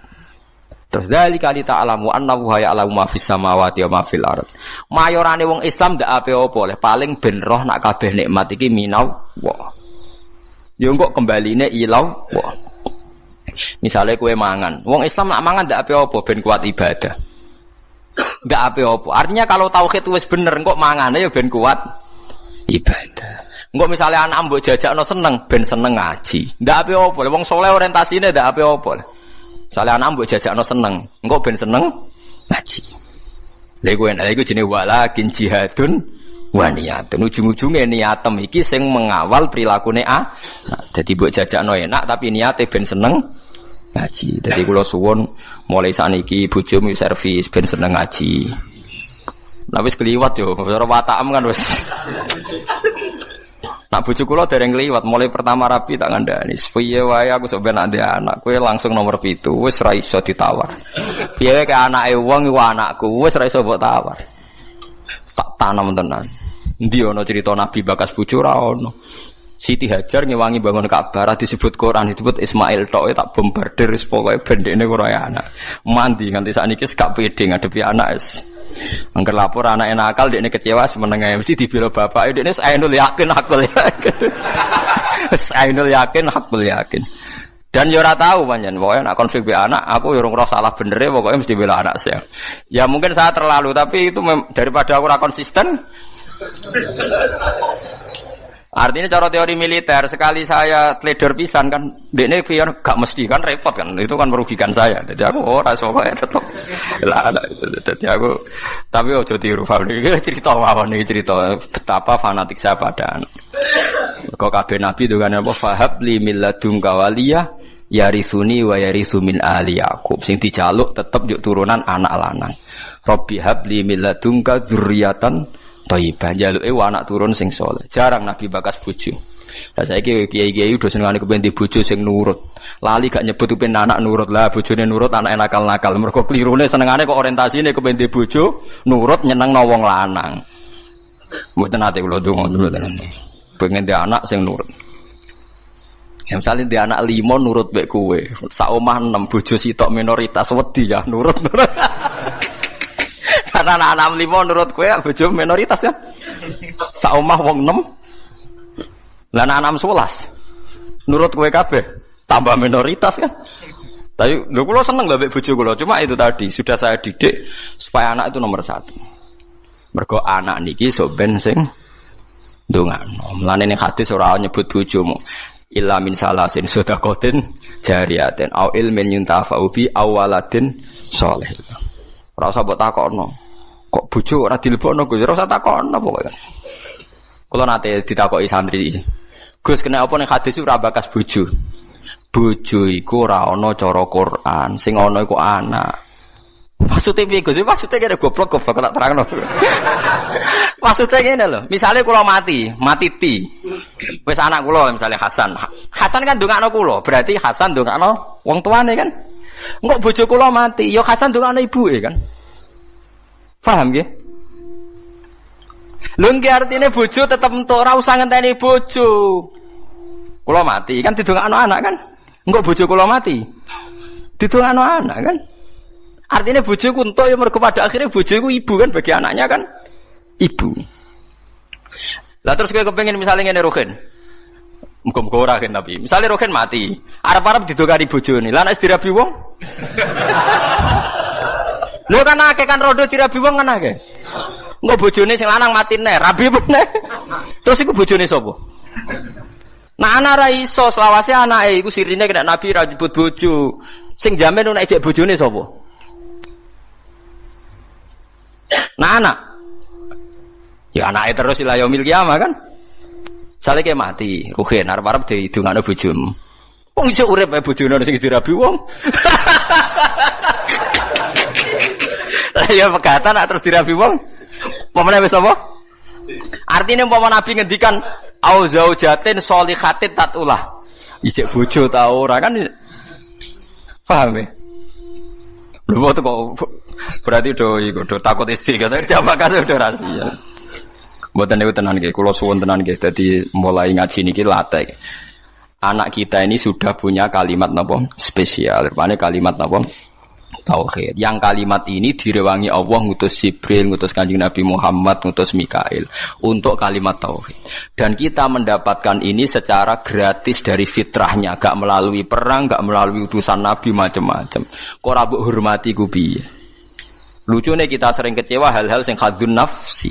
Misalnya anak bukan mijiti ra gelem terus kecewa. Wah, anak ra nurut wong tua. Oh, dasar anak nakal ngene-ngene. Iso ae cara pangeran, oh wong tua goblok, barang ra penting sih dianggap penting. Lah pangeran ngendikane ngono piye? Aku yakin pangeran ning aras ngendikane ngono. Oh, dasar orang tua bento, barang ra penting sih dianggap penting. Ayo nak pangeran takokane ngono piye? Dan mungkin kan? Karena Allah ngekek hak cacilik dolanan karwar rufi alqalamu an salasin. Wong telu ora kena dihisab. Cacilik nganti balik ayo jelas dijamin hukumnya pangeran. Ora kena disalahno. Pangeran sing pangerane ra iso nyalahno perkarane dijamin. Cacilik ra salat pangeran nyalahno ta ora? Mboten kan? Cacilik udo pangeran nyalahno ta ora? Mboten kan? Kowe trimo bapake. Aku yakin ngomong tak omongi ngono dugu ya. Aku yakin pangeran ning aras ngendikane kowe wong tua goblok. Barang ra penting jadi dianggap apa? Pengen. Sore Gus ra gelem wadus bocah kok. Cara pangeran ora penting. Akhirnya mulai rubah. Bareng rubah sing anakku teperanakan anak jiran bedok kaya ora ngono. Pokoke iki ajaran iki tanamno. Tapi mulai do mikir, mulai populer aja lho, mulai populer. Tapi kula ndak tahu apa orang-orang itu ngenyek saya apa setuju ndak tahu. Tapi mulai jadi guyon. Jogeman nyentak anak cara Gus Bakmal. Mari kualat. Tapi wong tuwa aja nyentak anak, mari apa? Kualat jare Gus Bakmal. Maksudnya apa ngenyek apa setuju ra roh. Tapi mulai mikir, jelas apa ketoke mulai dipikir. Tapi insyaallah sesuai sudah setuju. Insyaallah lama-lama ngerti bombardir terus ditoto-toto. Sesuai ana apa? Setuju. Nak kula setuju dini, kula pun setuju dini. Ke sarah kula nggih hadise gini kok anak saleh sing ndongakno para nabi ngene apa wa ja'alaha kalimatam baqiyatan apa fi aqibi. Mulane Nabi Isa iku ora iso afdal kaya Nabi Muhammad. Mergo boten gadah dzurriyyah, mergo boten gadah napa? Dzurriyyah. Dadi termasuk beja-bejane tiyang niku sing gadah napa? Dzurriyyah. Nah soal sampean mikir engko nang dzurriyahe nakal-nakal ngene. Wis ta. Selagi ini jono kalimat tauhid ki coba kas nakal temen-temen. Semoga-moga disepuro pangeran. Piye wae wong sing lafal tauhid duwe alasan disepuro pangeran. Senajan tahu salah. Nah, kalau enggak percaya baca di kitab Tobaqatul Auliya yang dikarang Imam Sya'roni. Beliau kalau nafsirkan ayat ini begini yang sering sampean pakai tahlil. Fa'lam annahu la ilaha illallah wastaghfir li dzambika walil mu'minina wal mu'minat. Niku dawuh Hasan Asadili nak nafsiri ngeten. Fa'lam annahu la ilaha illallah wastaghfir bidzalikal kalimat. Setelah kamu tahu la ilaha illallah, mintalah ampun karena kalimat itu. Karena siapapun yang lafadzkan kalimat itu, mbok dosa kaya apa mungkin disepuro. Karena berarti dekne gak musyrik. Beda mbek wong dosa gak duwe kalimat iku, neraka selawase lawas. Mergo innallaha la yaghfiru ayyusyraka bihi wa yaghfiru ma duna dzalik. Saya itu sampai nangis maca kitabnya. Jadi kula pahalane nggih oleh Hasan Sane. Fa'lam annahu la ilaha illallah wastaghfir li dzambika bitil kalimah. Artinya siapapun yang sudah kadung lafadz la ilaha illallah berhak di sepuro. Buktine apa sing ra nglafadzno iku ora iso di sepuro kan karena dianggap syirik. Artinya kalimat itu wis digja ya wis napa? Digja ya. Artinya anak-anak selagine di tauhid kok salah-salah lah mungkin di sepuro mergo barokah kalimat tauhid. Mergo sing ra iso di sepuro sing duwe dosa syirik. Artinya sing lafal la ilaha illallah ora napa syirik. Mulane dari Hasan Sadali wastaghfir dzambika bitil kalimat. Paham ya bitil apa? Kalimat. Karena tanpa kalimat itu dosa kita tidak bisa napa diampuni. Karena kita berarti di dosa napa syirik. Artinya kena bayang anak putumu sampai nakal-nakal kaya bapake kaya bae misalnya kan berarti lah cung pokoke kowe tak titipi kalimat napa tauhid. Lah liwat titipan kalimat iku wis iso disepuro. Lane fata amal dalik dari Hasan Sadali maka harus kamu angen-angen ayat ini karena sak paket kan fa'lam annahu la ilaha illallah wastaghfir li dzambik bitil kalimat. Mulane urutan tahlil hak jenis bener. Sebutnya urutan tahlil biasanya ngawiti tahlil fa'lam annahu la ilaha illallah. Mboten sing golek di sepuro bareng no. Niku sing pokoke intine niku biniyati taqarrub, mari tahlil beda-beda kula nu tahlil Pasuruan yo ora paham. Tahlil Yogya ora paham, ning Rembang ora paham, tiap kiai kok tahlile beda-beda pembedarane alim apa piye yo ora roh. Lah kaya la ilaha illallah kalimatu haqqin 'alaiha nahya wa 'alaiha namut. Nak teng daerah kula wabiha. Nak teng mriki wa 'alaiha. Nak teng Pati wabiha. Teng Rembang wabiha. Wonten kiai sing genane wabiha wa 'alaiha. Pas ana sing biha 'alaiha. Nak logikane nggih biha tapi teng mriki 'alaiha ya. Sebagai kalimatu haqqin 'alaiha nahya wa 'alaiha namut wa 'alaiha nupas. Nah teng mriki wonten sing wabiha nupas. Nah kalau mimpin dalil kayak wabiha genate, waliha genate, waliha wabiha genate lah. Jangan seneng tak mimpin dalil ora krana kula napa-napa, seneng cepete. Mun nggih mboten usah maca kata-kata penting ikhlas warga mun mantep bae kula. Mun maca ping 7 mawon itu sebar wah tetes cepet. Wah, semua wong awam repot. Dilatih cepet, seneng cepet. Engko akhire ra eling pangeran. Dilatih suwi gremeng ya akhire ra eling pangeran angel. Atau wong awam wis kadung angel.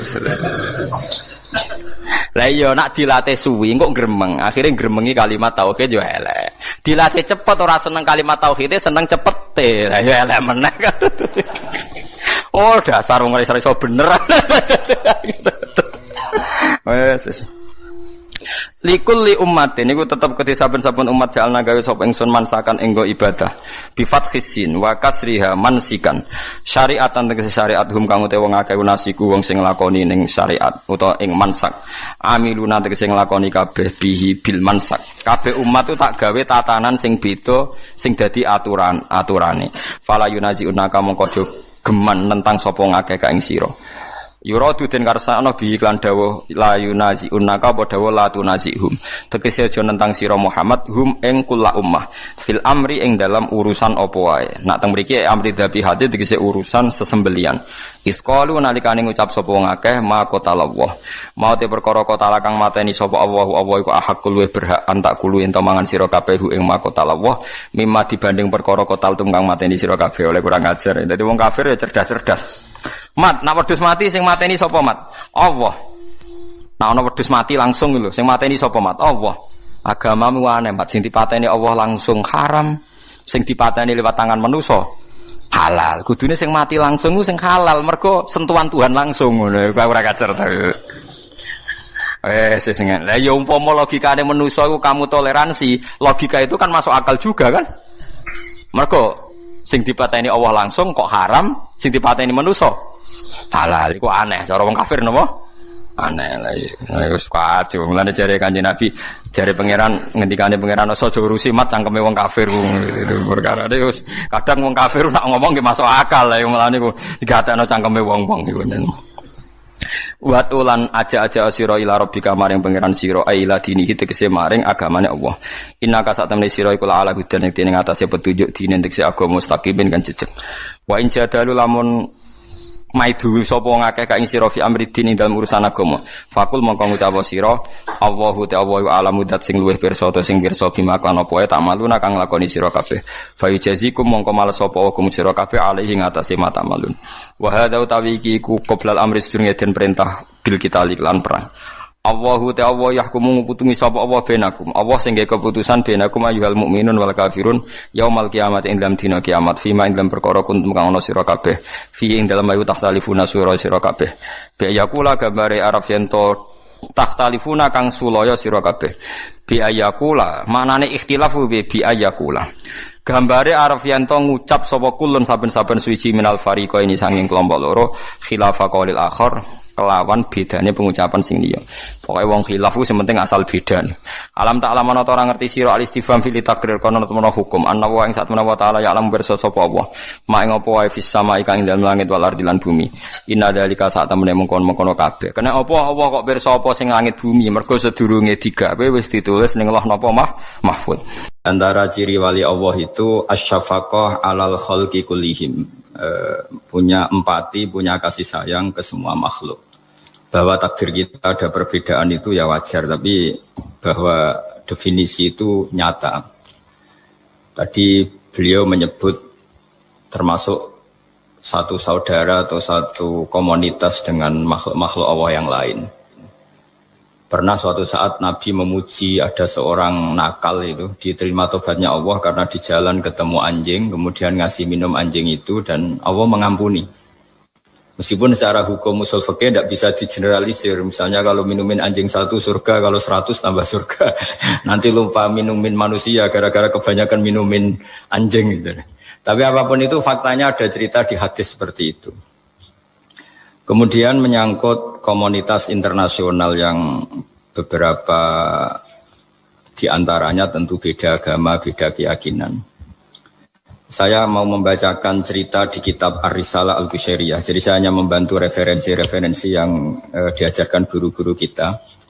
Ar-Risalah Al-Qushairiyah adalah kitab kesayangan Mbah Maimun karena dulu mbah beliau dapat ijazah dari Sayyid Umar Sato, kakaknya Sayyid Abi Bakar Sato yang punya kitab I'anatul Talibin. Dan kitab itu dibawa ke Indonesia sampai ke saya sebagai murid beliau. Di antara yang disebut dalam Ar-Risalah Al-Qushairiyah ini Thariqatu Ahlil Ilm, kitab Ar-Risalah Al-Qushairiyah itu. Saya baca nasnya ya, atau ibaratnya atau teksnya.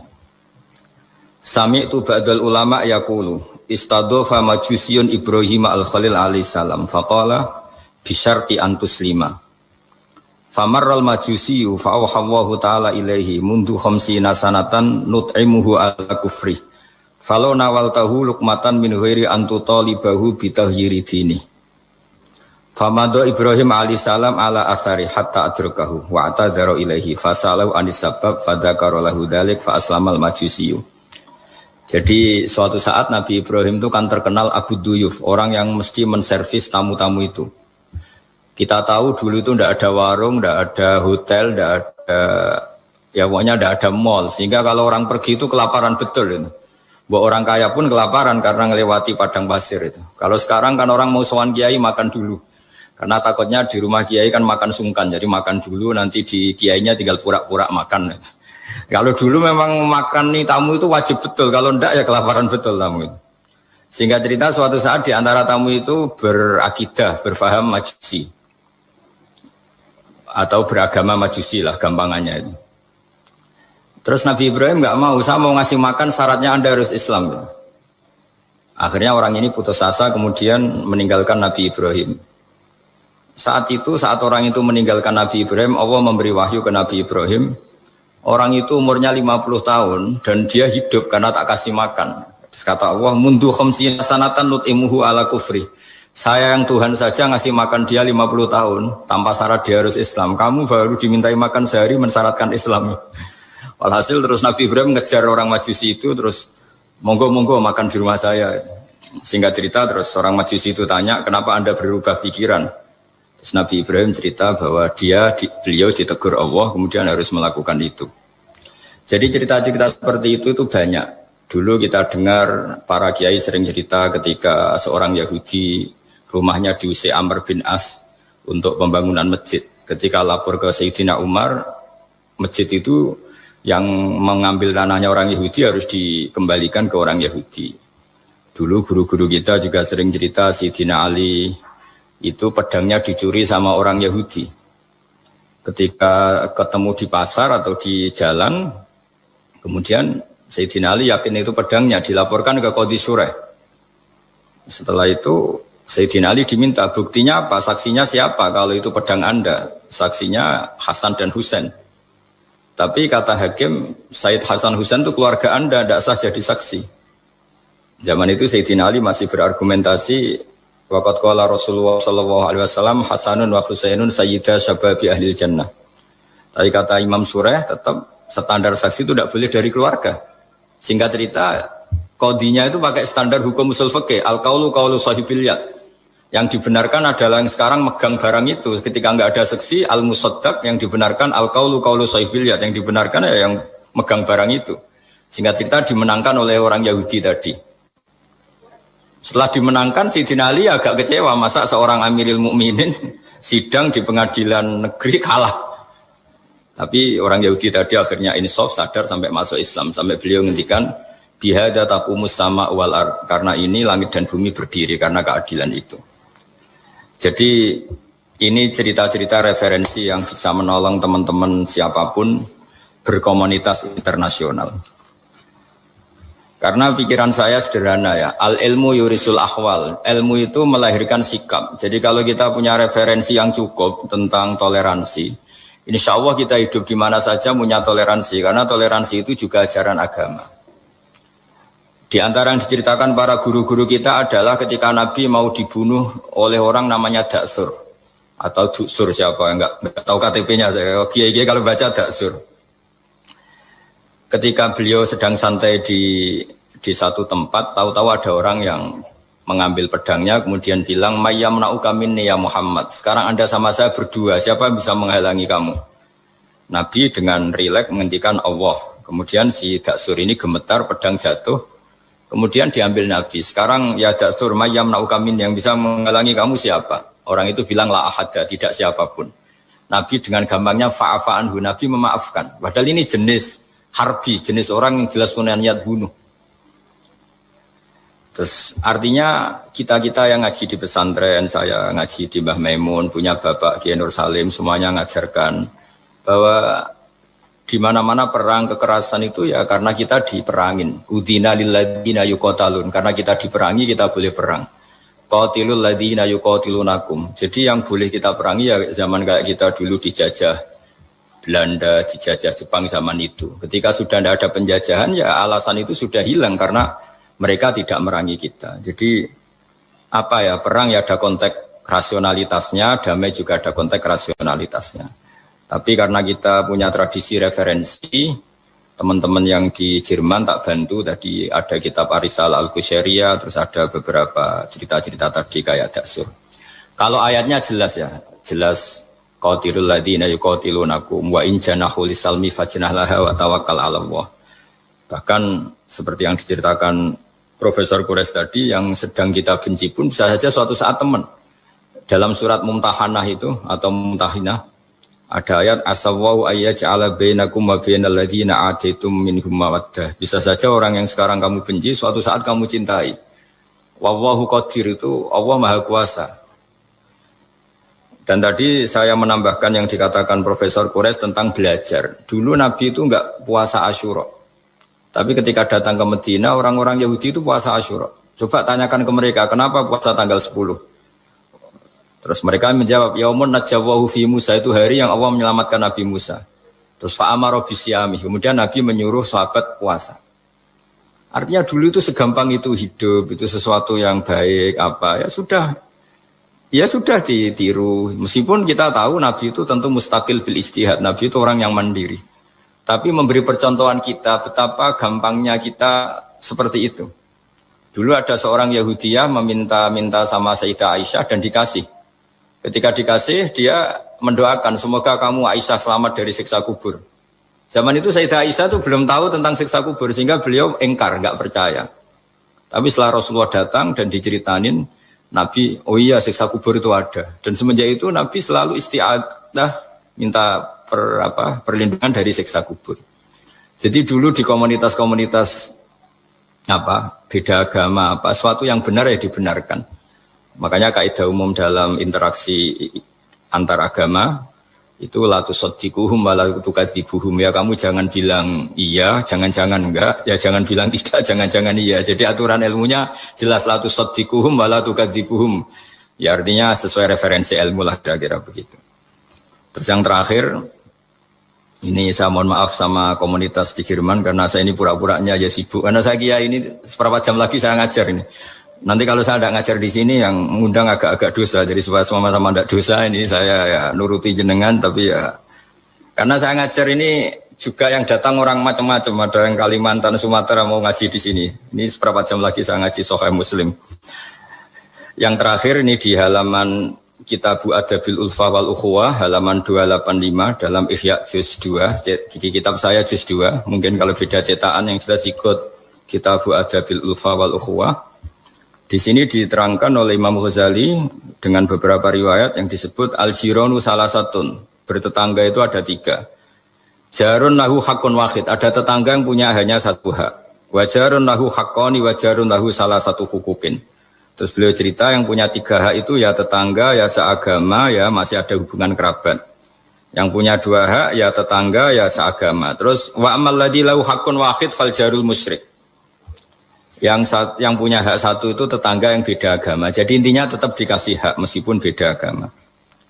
Sampai diantaranya disebutkan juga di halaman 287. Imam Ghazali ngendikan beliau berfatwa dan beliau bercerita rawahu Umar bin Shu'aib an Nabi an Jaddih anin Nabi. Terus qala Mujahid kuntu inda Abdullah bin Umar wa ghulamun lahu yaslahu syatan faqala ya ghulam idza salakhta fabda bijarinal Yahudi. Abdullah bin Umar itu sedang memasak kambing atau itu pembantunya ini sedang nguliti kambing. Itu pesannya Abdullah bin Umar ya ghulam idza salakhta fabda bijarinal Yahudi. Nanti jangan lupa tetangga kita yang Yahudi. Ini di Ihya halaman 287. Hanya cerita kebaikan. Jadi cerita-cerita perang itu ya karena kita diperangin, tapi ya kalau kita dibaikin ya baik, itu ajaran Islam. Hatta qala dzalika miraron. Faqala lahu lima taqulu hadza. Ini pembantunya juga enggak langsung menerima. Kenapa saking enggak mau nerimanya diulang-ulang lagi oleh Abdullah bin Umar. Faqala inna Rasulullah sallallahu alaihi wasallam lam yazal yusina bil jar hatta khashina annahu sayuwarrithu. Kenapa engkau melakukan itu ya Abdullah bin Umar? Terus beliau menjawab, Rasulullah itu selalu berpesan untuk berbuat baik sama tetangga. Tadi kita tahu kalau tetangga punya 3 hak, berarti seagama, ada hubungan kerabat, hakul jar, berarti 3. Ada yang seagama dan tidak punya hubungan kerabat, berarti punya 2 hak, yaitu satu agama dan kerabat. Ada yang punya 1 hak saja, ya tidak keluarga, tidak seagama, tapi karena tetangga itu juga tetap punya hak. Dan itu pun masuk kategori lam yazal yusina biljar, termasuk orang-orang yang harus kita baikin. Ya kalau di Qur'annya kayak tadi ya, qatilul ladzina yuqatilunakum, boleh merangi ya yang merangi kita. Udzina lil ladzina yuqatalun, diberi hak merangi ya sama yang merangi kita, bukan yang tidak merangi kita.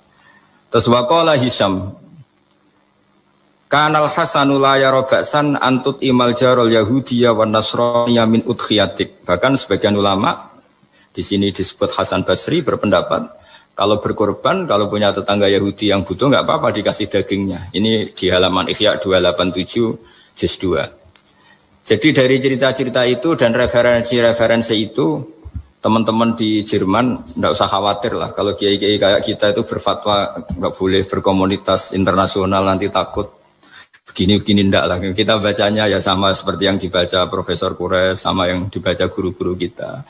Jadi itu kalau boleh dikatakan sumbangan saya lah bahwa di kita di pesantren itu ajaran-ajarannya juga seperti itu. Dan tadi beberapa kita saya sebutkan halamannya supaya bisa dicari, supaya tidak kelihatan hoax, juga tidak bikinan saya gitu, supaya jelas itu. Dan saya mohon maaf karena nggak bisa ngikuti sampai selesai, tapi saya ngapresiasi, semoga jadi syawal yang baik, minal aidin wal faizin. minal aidin artinya kita kembali menjadi ahli surga. Saya termasuk yang sependapat dengan kitab yang saya baca.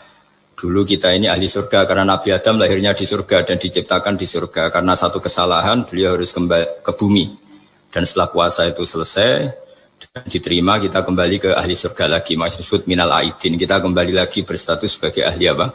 Surga. Dan itu dimulai dari saling memaafkan. Karena yang menghalangi masuk surga itu hak adami. Manusia itu kan paling kikir untuk memaafkan orang lain. Padahal kalau hak adami belum selesai, itu Allah tidak mau memaafkan. Makanya syaratnya masuk surga harus kita saling memaafkan. Dengan cara seperti itu, insya Allah kita minal aidin wal faizin. Walladzina hajaru fi sabilillahi tsumma qutilu aw matu la yarzuqannahum wa rizqan hasanah. Terus ayat niki turun dalam konteks hijrah sing nyata terkait ruang dan waktu. Terus kita tahu nak Madinah Mekah niku saniki dihitung 460 kilo, pinten 460 kilo. Jadi secara fisik jelas tiang hijrah niku menempuh jarak 460 kilo. Niku wonten sing dibunuh orang kafir, dibantai di tengah perjalanan. Ada yang mati normal karena kecapean. Sing ngalami niku sedanten tetep diwales Allah rupane napa? Swarga. Kemudian setelah tahun 10 Hijriah, tahun pinten sedasa napa Hijriah, berarti Nabi sudah umur 62 hampir 63. Mergi kula nate ngitung nak umur nubuwahe Nabi 40 tahun. Teng Mekah niku 13 tahun dadi Nabi, berarti Nabi pas hijrah niku tahun pertamane niku 53. Nggih, tahun pertamane hijrah niku berarti Nabi umur pinten? 53. Berarti kalau tahun ke-10 dia Nabi sekitar 62 nginjak pinten 63. Nah niku ba'da Fatih Mekah niku tanggal 10 Ramadan tahun ke-10. Fatih Mekah rata-rata ulama ngitung pinten 10 Ramadan tahun pinten ke-10. Niku Nabi ngendikan la hijrata ba'dal fathi walakin jihadun wa niyatun. Saiki ku ora ana hijrah sause secara fisik hijrah ku wis ditutup. Walakin jihadun wa niyatun, sing ijau karek niat ambek jihad, ambek berjuang. Niki rungokno mawon nggih kula tak maca hadis-hadis sahih. Terus akhirnya Nabi ngendikan nggih kesimpulan al muslimu man salimal muslimu min lisanihi wa yadihi wal muhajir man hajara manahawu anhu. Sing darani wong Islam sing wong Islam liya selamat saka polahe tangane lan polahe lisane. Terus wal muhajiru te wong kang hijrah ning era badal fathi iku man sapa wonge hajaro kang gelem ninggal sapa man. Ninggal ma ing perkara naha kang nyegah sapa Allah anhu sanging ma. Terus sinten mawon sing ninggal barang maksiat niku berarti statusnya disebut napa muhajir. Maka maknane muhajir ninggal lah manane nisbate fisik ya ninggal kota Mekah menuju kota napa Madinah. Berarti nak perilaku ge ninggal barang elek menuju barang napa apik. Lah niku setelah fathah setelah Fathu Mekah disebut wal muhajir man hajara manahawu anhu, sing darani wong hijrah iku sing ninggal apa sing dilarang Allah. Pun niki riyen nggih terus niki dadi pengetahuan. Nah, kemudian ada masalah-masalah politik ya, masalah-masalah macam-macam. Kados samangke misalnya kula nate neliti biografi sing wonten teng Quran. Niki rungono tenan nggih. Zaman Nabi Sugeng itu selalu ada daerah-daerah sing disebut Ardisuk. Misalnya Usoyah, hari ini wonten daerah jenenge Usoyah, Zakwan, Ri'lan. Itu daerah-daerah sing dicap Nabi daerah buruk. Kemudian kalau era ulama-ulama Irak sing sakniki terkenal, itu ya dianggap Ardusuk. Ke Irak yang sekarang itu bekase Babylon sing dulu kota sihir. Wa ma unzila 'alal malakaini bi Babila napa Harut wa Marut. Terus macam-macam ya. Kemudian ulama itu khilaf, kalau Anda hidup di negara yang enggak prospek, boleh pindah. Di mana di tempat Anda pindah itu menjadi nyaman beribadah. Ini rungokno tenan. Misalnya sampean ditakdir di kota Jakarta, pas kota. Di situ misalnya banyak niklab, banyak maksiat. Itu terus misalnya terus pindah teng mriki teng Beduan misalnya, teng desa. Tapi genti dosa ngrasani hasud, drengki. Dadi nek ning kutha dosane pornografi, nek ning desa dosane napa? Hasud, drengki, ngrasani macam-macam. Lah itu terus gimana? Ada ulama yang berpendapat jika semua bumi yang kamu katakan buruk buat tinggal malah ra ono sing nyembah pangeran, jadi sebaiknya gak usah pindah. Mboten usah apa? Pindah. Tapi kamu punya niat bahwa ikut mengisi Jakarta itu ben tempat itu ada yang soleh. Ya ada yang apa? Soleh. Wahakada. Dan itu pendapat ulama yang dibenarkan ila yaumil qiyamah. Karena kalah dengan bukti misalnya Australia pertama ada Islam ya baru kayak wong mahasiswa sing kuliah di sana. Mungkin sebagian juga ada jamaah tabligh, ada orang bisnis macam-macam. Sehingga Australia menjadi ada Muslim dari minoritas lama-lama jadi komunitas ya, dari minoritas lama-lama jadi komunitas tertentu, lama-lama dimaklumi, mungkin lama-lama juga jadi mayoritas. Begitu juga ke Inggris. Pertama dulu wong Islam ning kono buruh, suwe-suwe sugih. Sesuai kelar tuku Manchester City, tuku macam-macam, jadi bos. Jadi napa? Bos. Wong kafire sing dadi napa? Buruh. Lho nggih to nggih. Pertama ya wong perantau-perantau suwe dadi wong sugih kados sinten Al-Fayyad niku. Al-Fayyad terus ilat Inggris nak darani Dodi napa? Fayyad. Niku ilat Arabe napa? Al-Fayyad. Wong sing akeh duwike wong Arab nak darani napa? Al-Fayyad. Duwike saking akeh. Fayyad itu melimpah. Nah, itu yang kita benarkan. Niki rungokno tenan. Karena kalau teori hijrah itu niki benro sampean biar teori yang bahwa hadisnya Nabi itu tidak main-main. La hijrata ba'dal fathi. Teori hijrah itu sudah selesai. Berarti teori hijrah secara fisik dari bumi buruk ke bumi baik itu sudah nopo? Selesai. Yang ada adalah walakin jihadun wa niyatun. Yang ada itu masih jihad dan niat. Jihad itu pokoknya niat berjuang li'ilahi kalimatillah. Niat itu sebagai ngurip-ngurip agamanya Allah. Mboten niki rungokno tenan nggih ben sampean optimis. Sekarang kalau dibalik, misalnya orang yang sudah Islam di Inggris 10, merasa Inggris itu daerah Kristen, bu Anglikan, bu nopo-nopo, terus pindah di Mekah. Berarti Inggris sama sekali gak ada Islam. Berarti kowe ngosongno bumine Allah, sangka wong sing nyembah Allah sama sekali.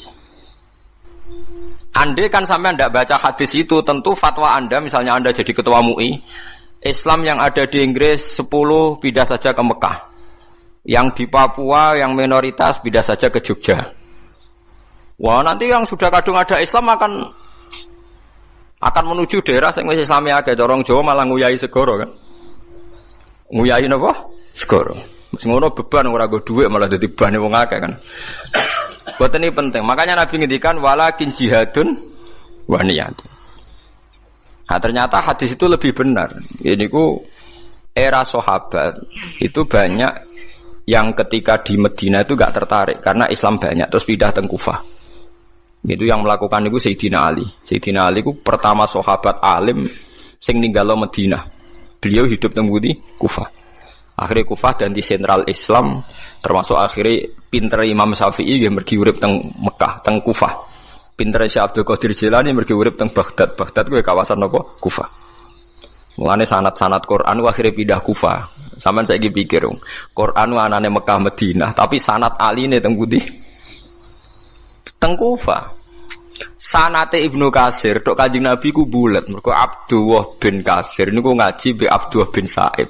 Abdullah bin Sa'ib tesih ngaji be Ibnu Abbas. Ibnu Abbas ngaji Ubay bin Ka'ab. Berarti munculot pinten 4. Ubay bin Ka'ab lagi ngaji ning Nabi. Cepet Imam Asim. Imam Asim tiang Kufah. Imam Asim di guru jenenge Abdurrahman As-Sulami. Niku langsung ngaji Sayyidina Ali. Sayyidina Ali ngaji sinten? Kanjeng Nabi. Kenapa? Karena Sayyidina Ali pindah teng pundi? Kufah. Di Mekah sing pusat Islam sanate mbulet. Tuke Kanjeng Nabi. Kufah sing adoh keng Mekah, adoh keng Madinah. Sanate cepet mergi wonten sinten? Sayyidina Ali. Sebab itu terus Kufah jadi sentral Islam. Kufah, Basrah, Baghdad itu satu kawasan sing saiki disebut napa? Irak. Syekh Abdul Qadir teng mriku, paham Imam Syafi'i pintere teng mriku, Imam Abu Hanifah pintere teng mriku. Niki rungono tenan ya. Sehingga kita tidak perlu fatwa, misalnya orang Islam yang sekarang di Amerika, di Inggris, di Swedia macam-macam. Asal jangan kecelakaan kayak di Swedia. Swedia itu agak kecelakaan. Pertama orang Islam di sana dikenal kok Islam Ahmadiyah. Pertama sing gawa teng Swedia Islam napa? Ahmadiyah. Jadi langsung di Nabi loro wis. Wangel dadanane pun. Itu satu-satunya daerah minoritas sing ana Islam pertama napa? Ahmadiyah. Jadi angel dadanan karena pertama yang datang Ahmadiyah.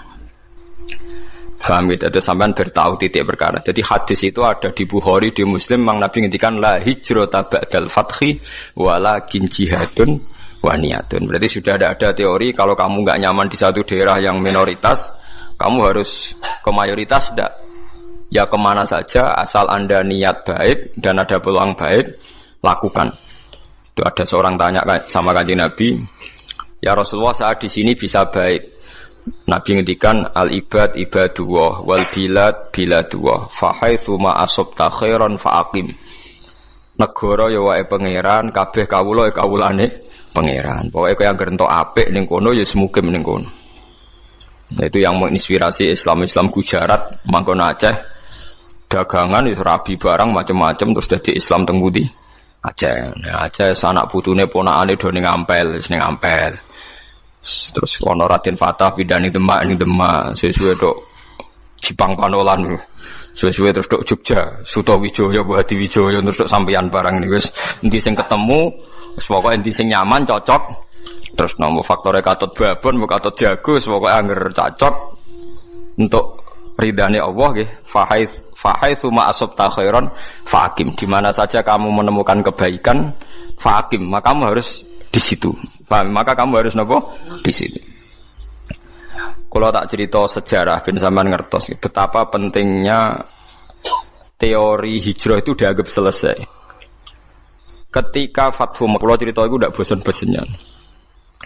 Ketika Fathu Mekah itu tahun 10 Hijriah disempurnakan oleh Abu Bakar. Klimaknya itu Mekah benar-benar dikuasai Sayyidina Umar. Sistem negara sudah jalan, negara dalam kendali Umar. Niku kanca-kancane Sayyidina Umar sing asli Mekah niku disurati. Yang sudah hidup di berbagai daerah. Ada yang zaman niku mun teng Azerbaijan, teng Tajikistan. Sing nanti suatu saat nanti jadi daerahnya Imam Bukhari sing terkenal Al-Jami' As-Shaghih sing aran kitab Bukhari, anak turune. Mbok kamu sekarang ke Mekah saja, karena sholat di Masjid Haram itu sebagaimana 1000 nopo sholat di masjid yang lain. Dan Mekah sekarang aman.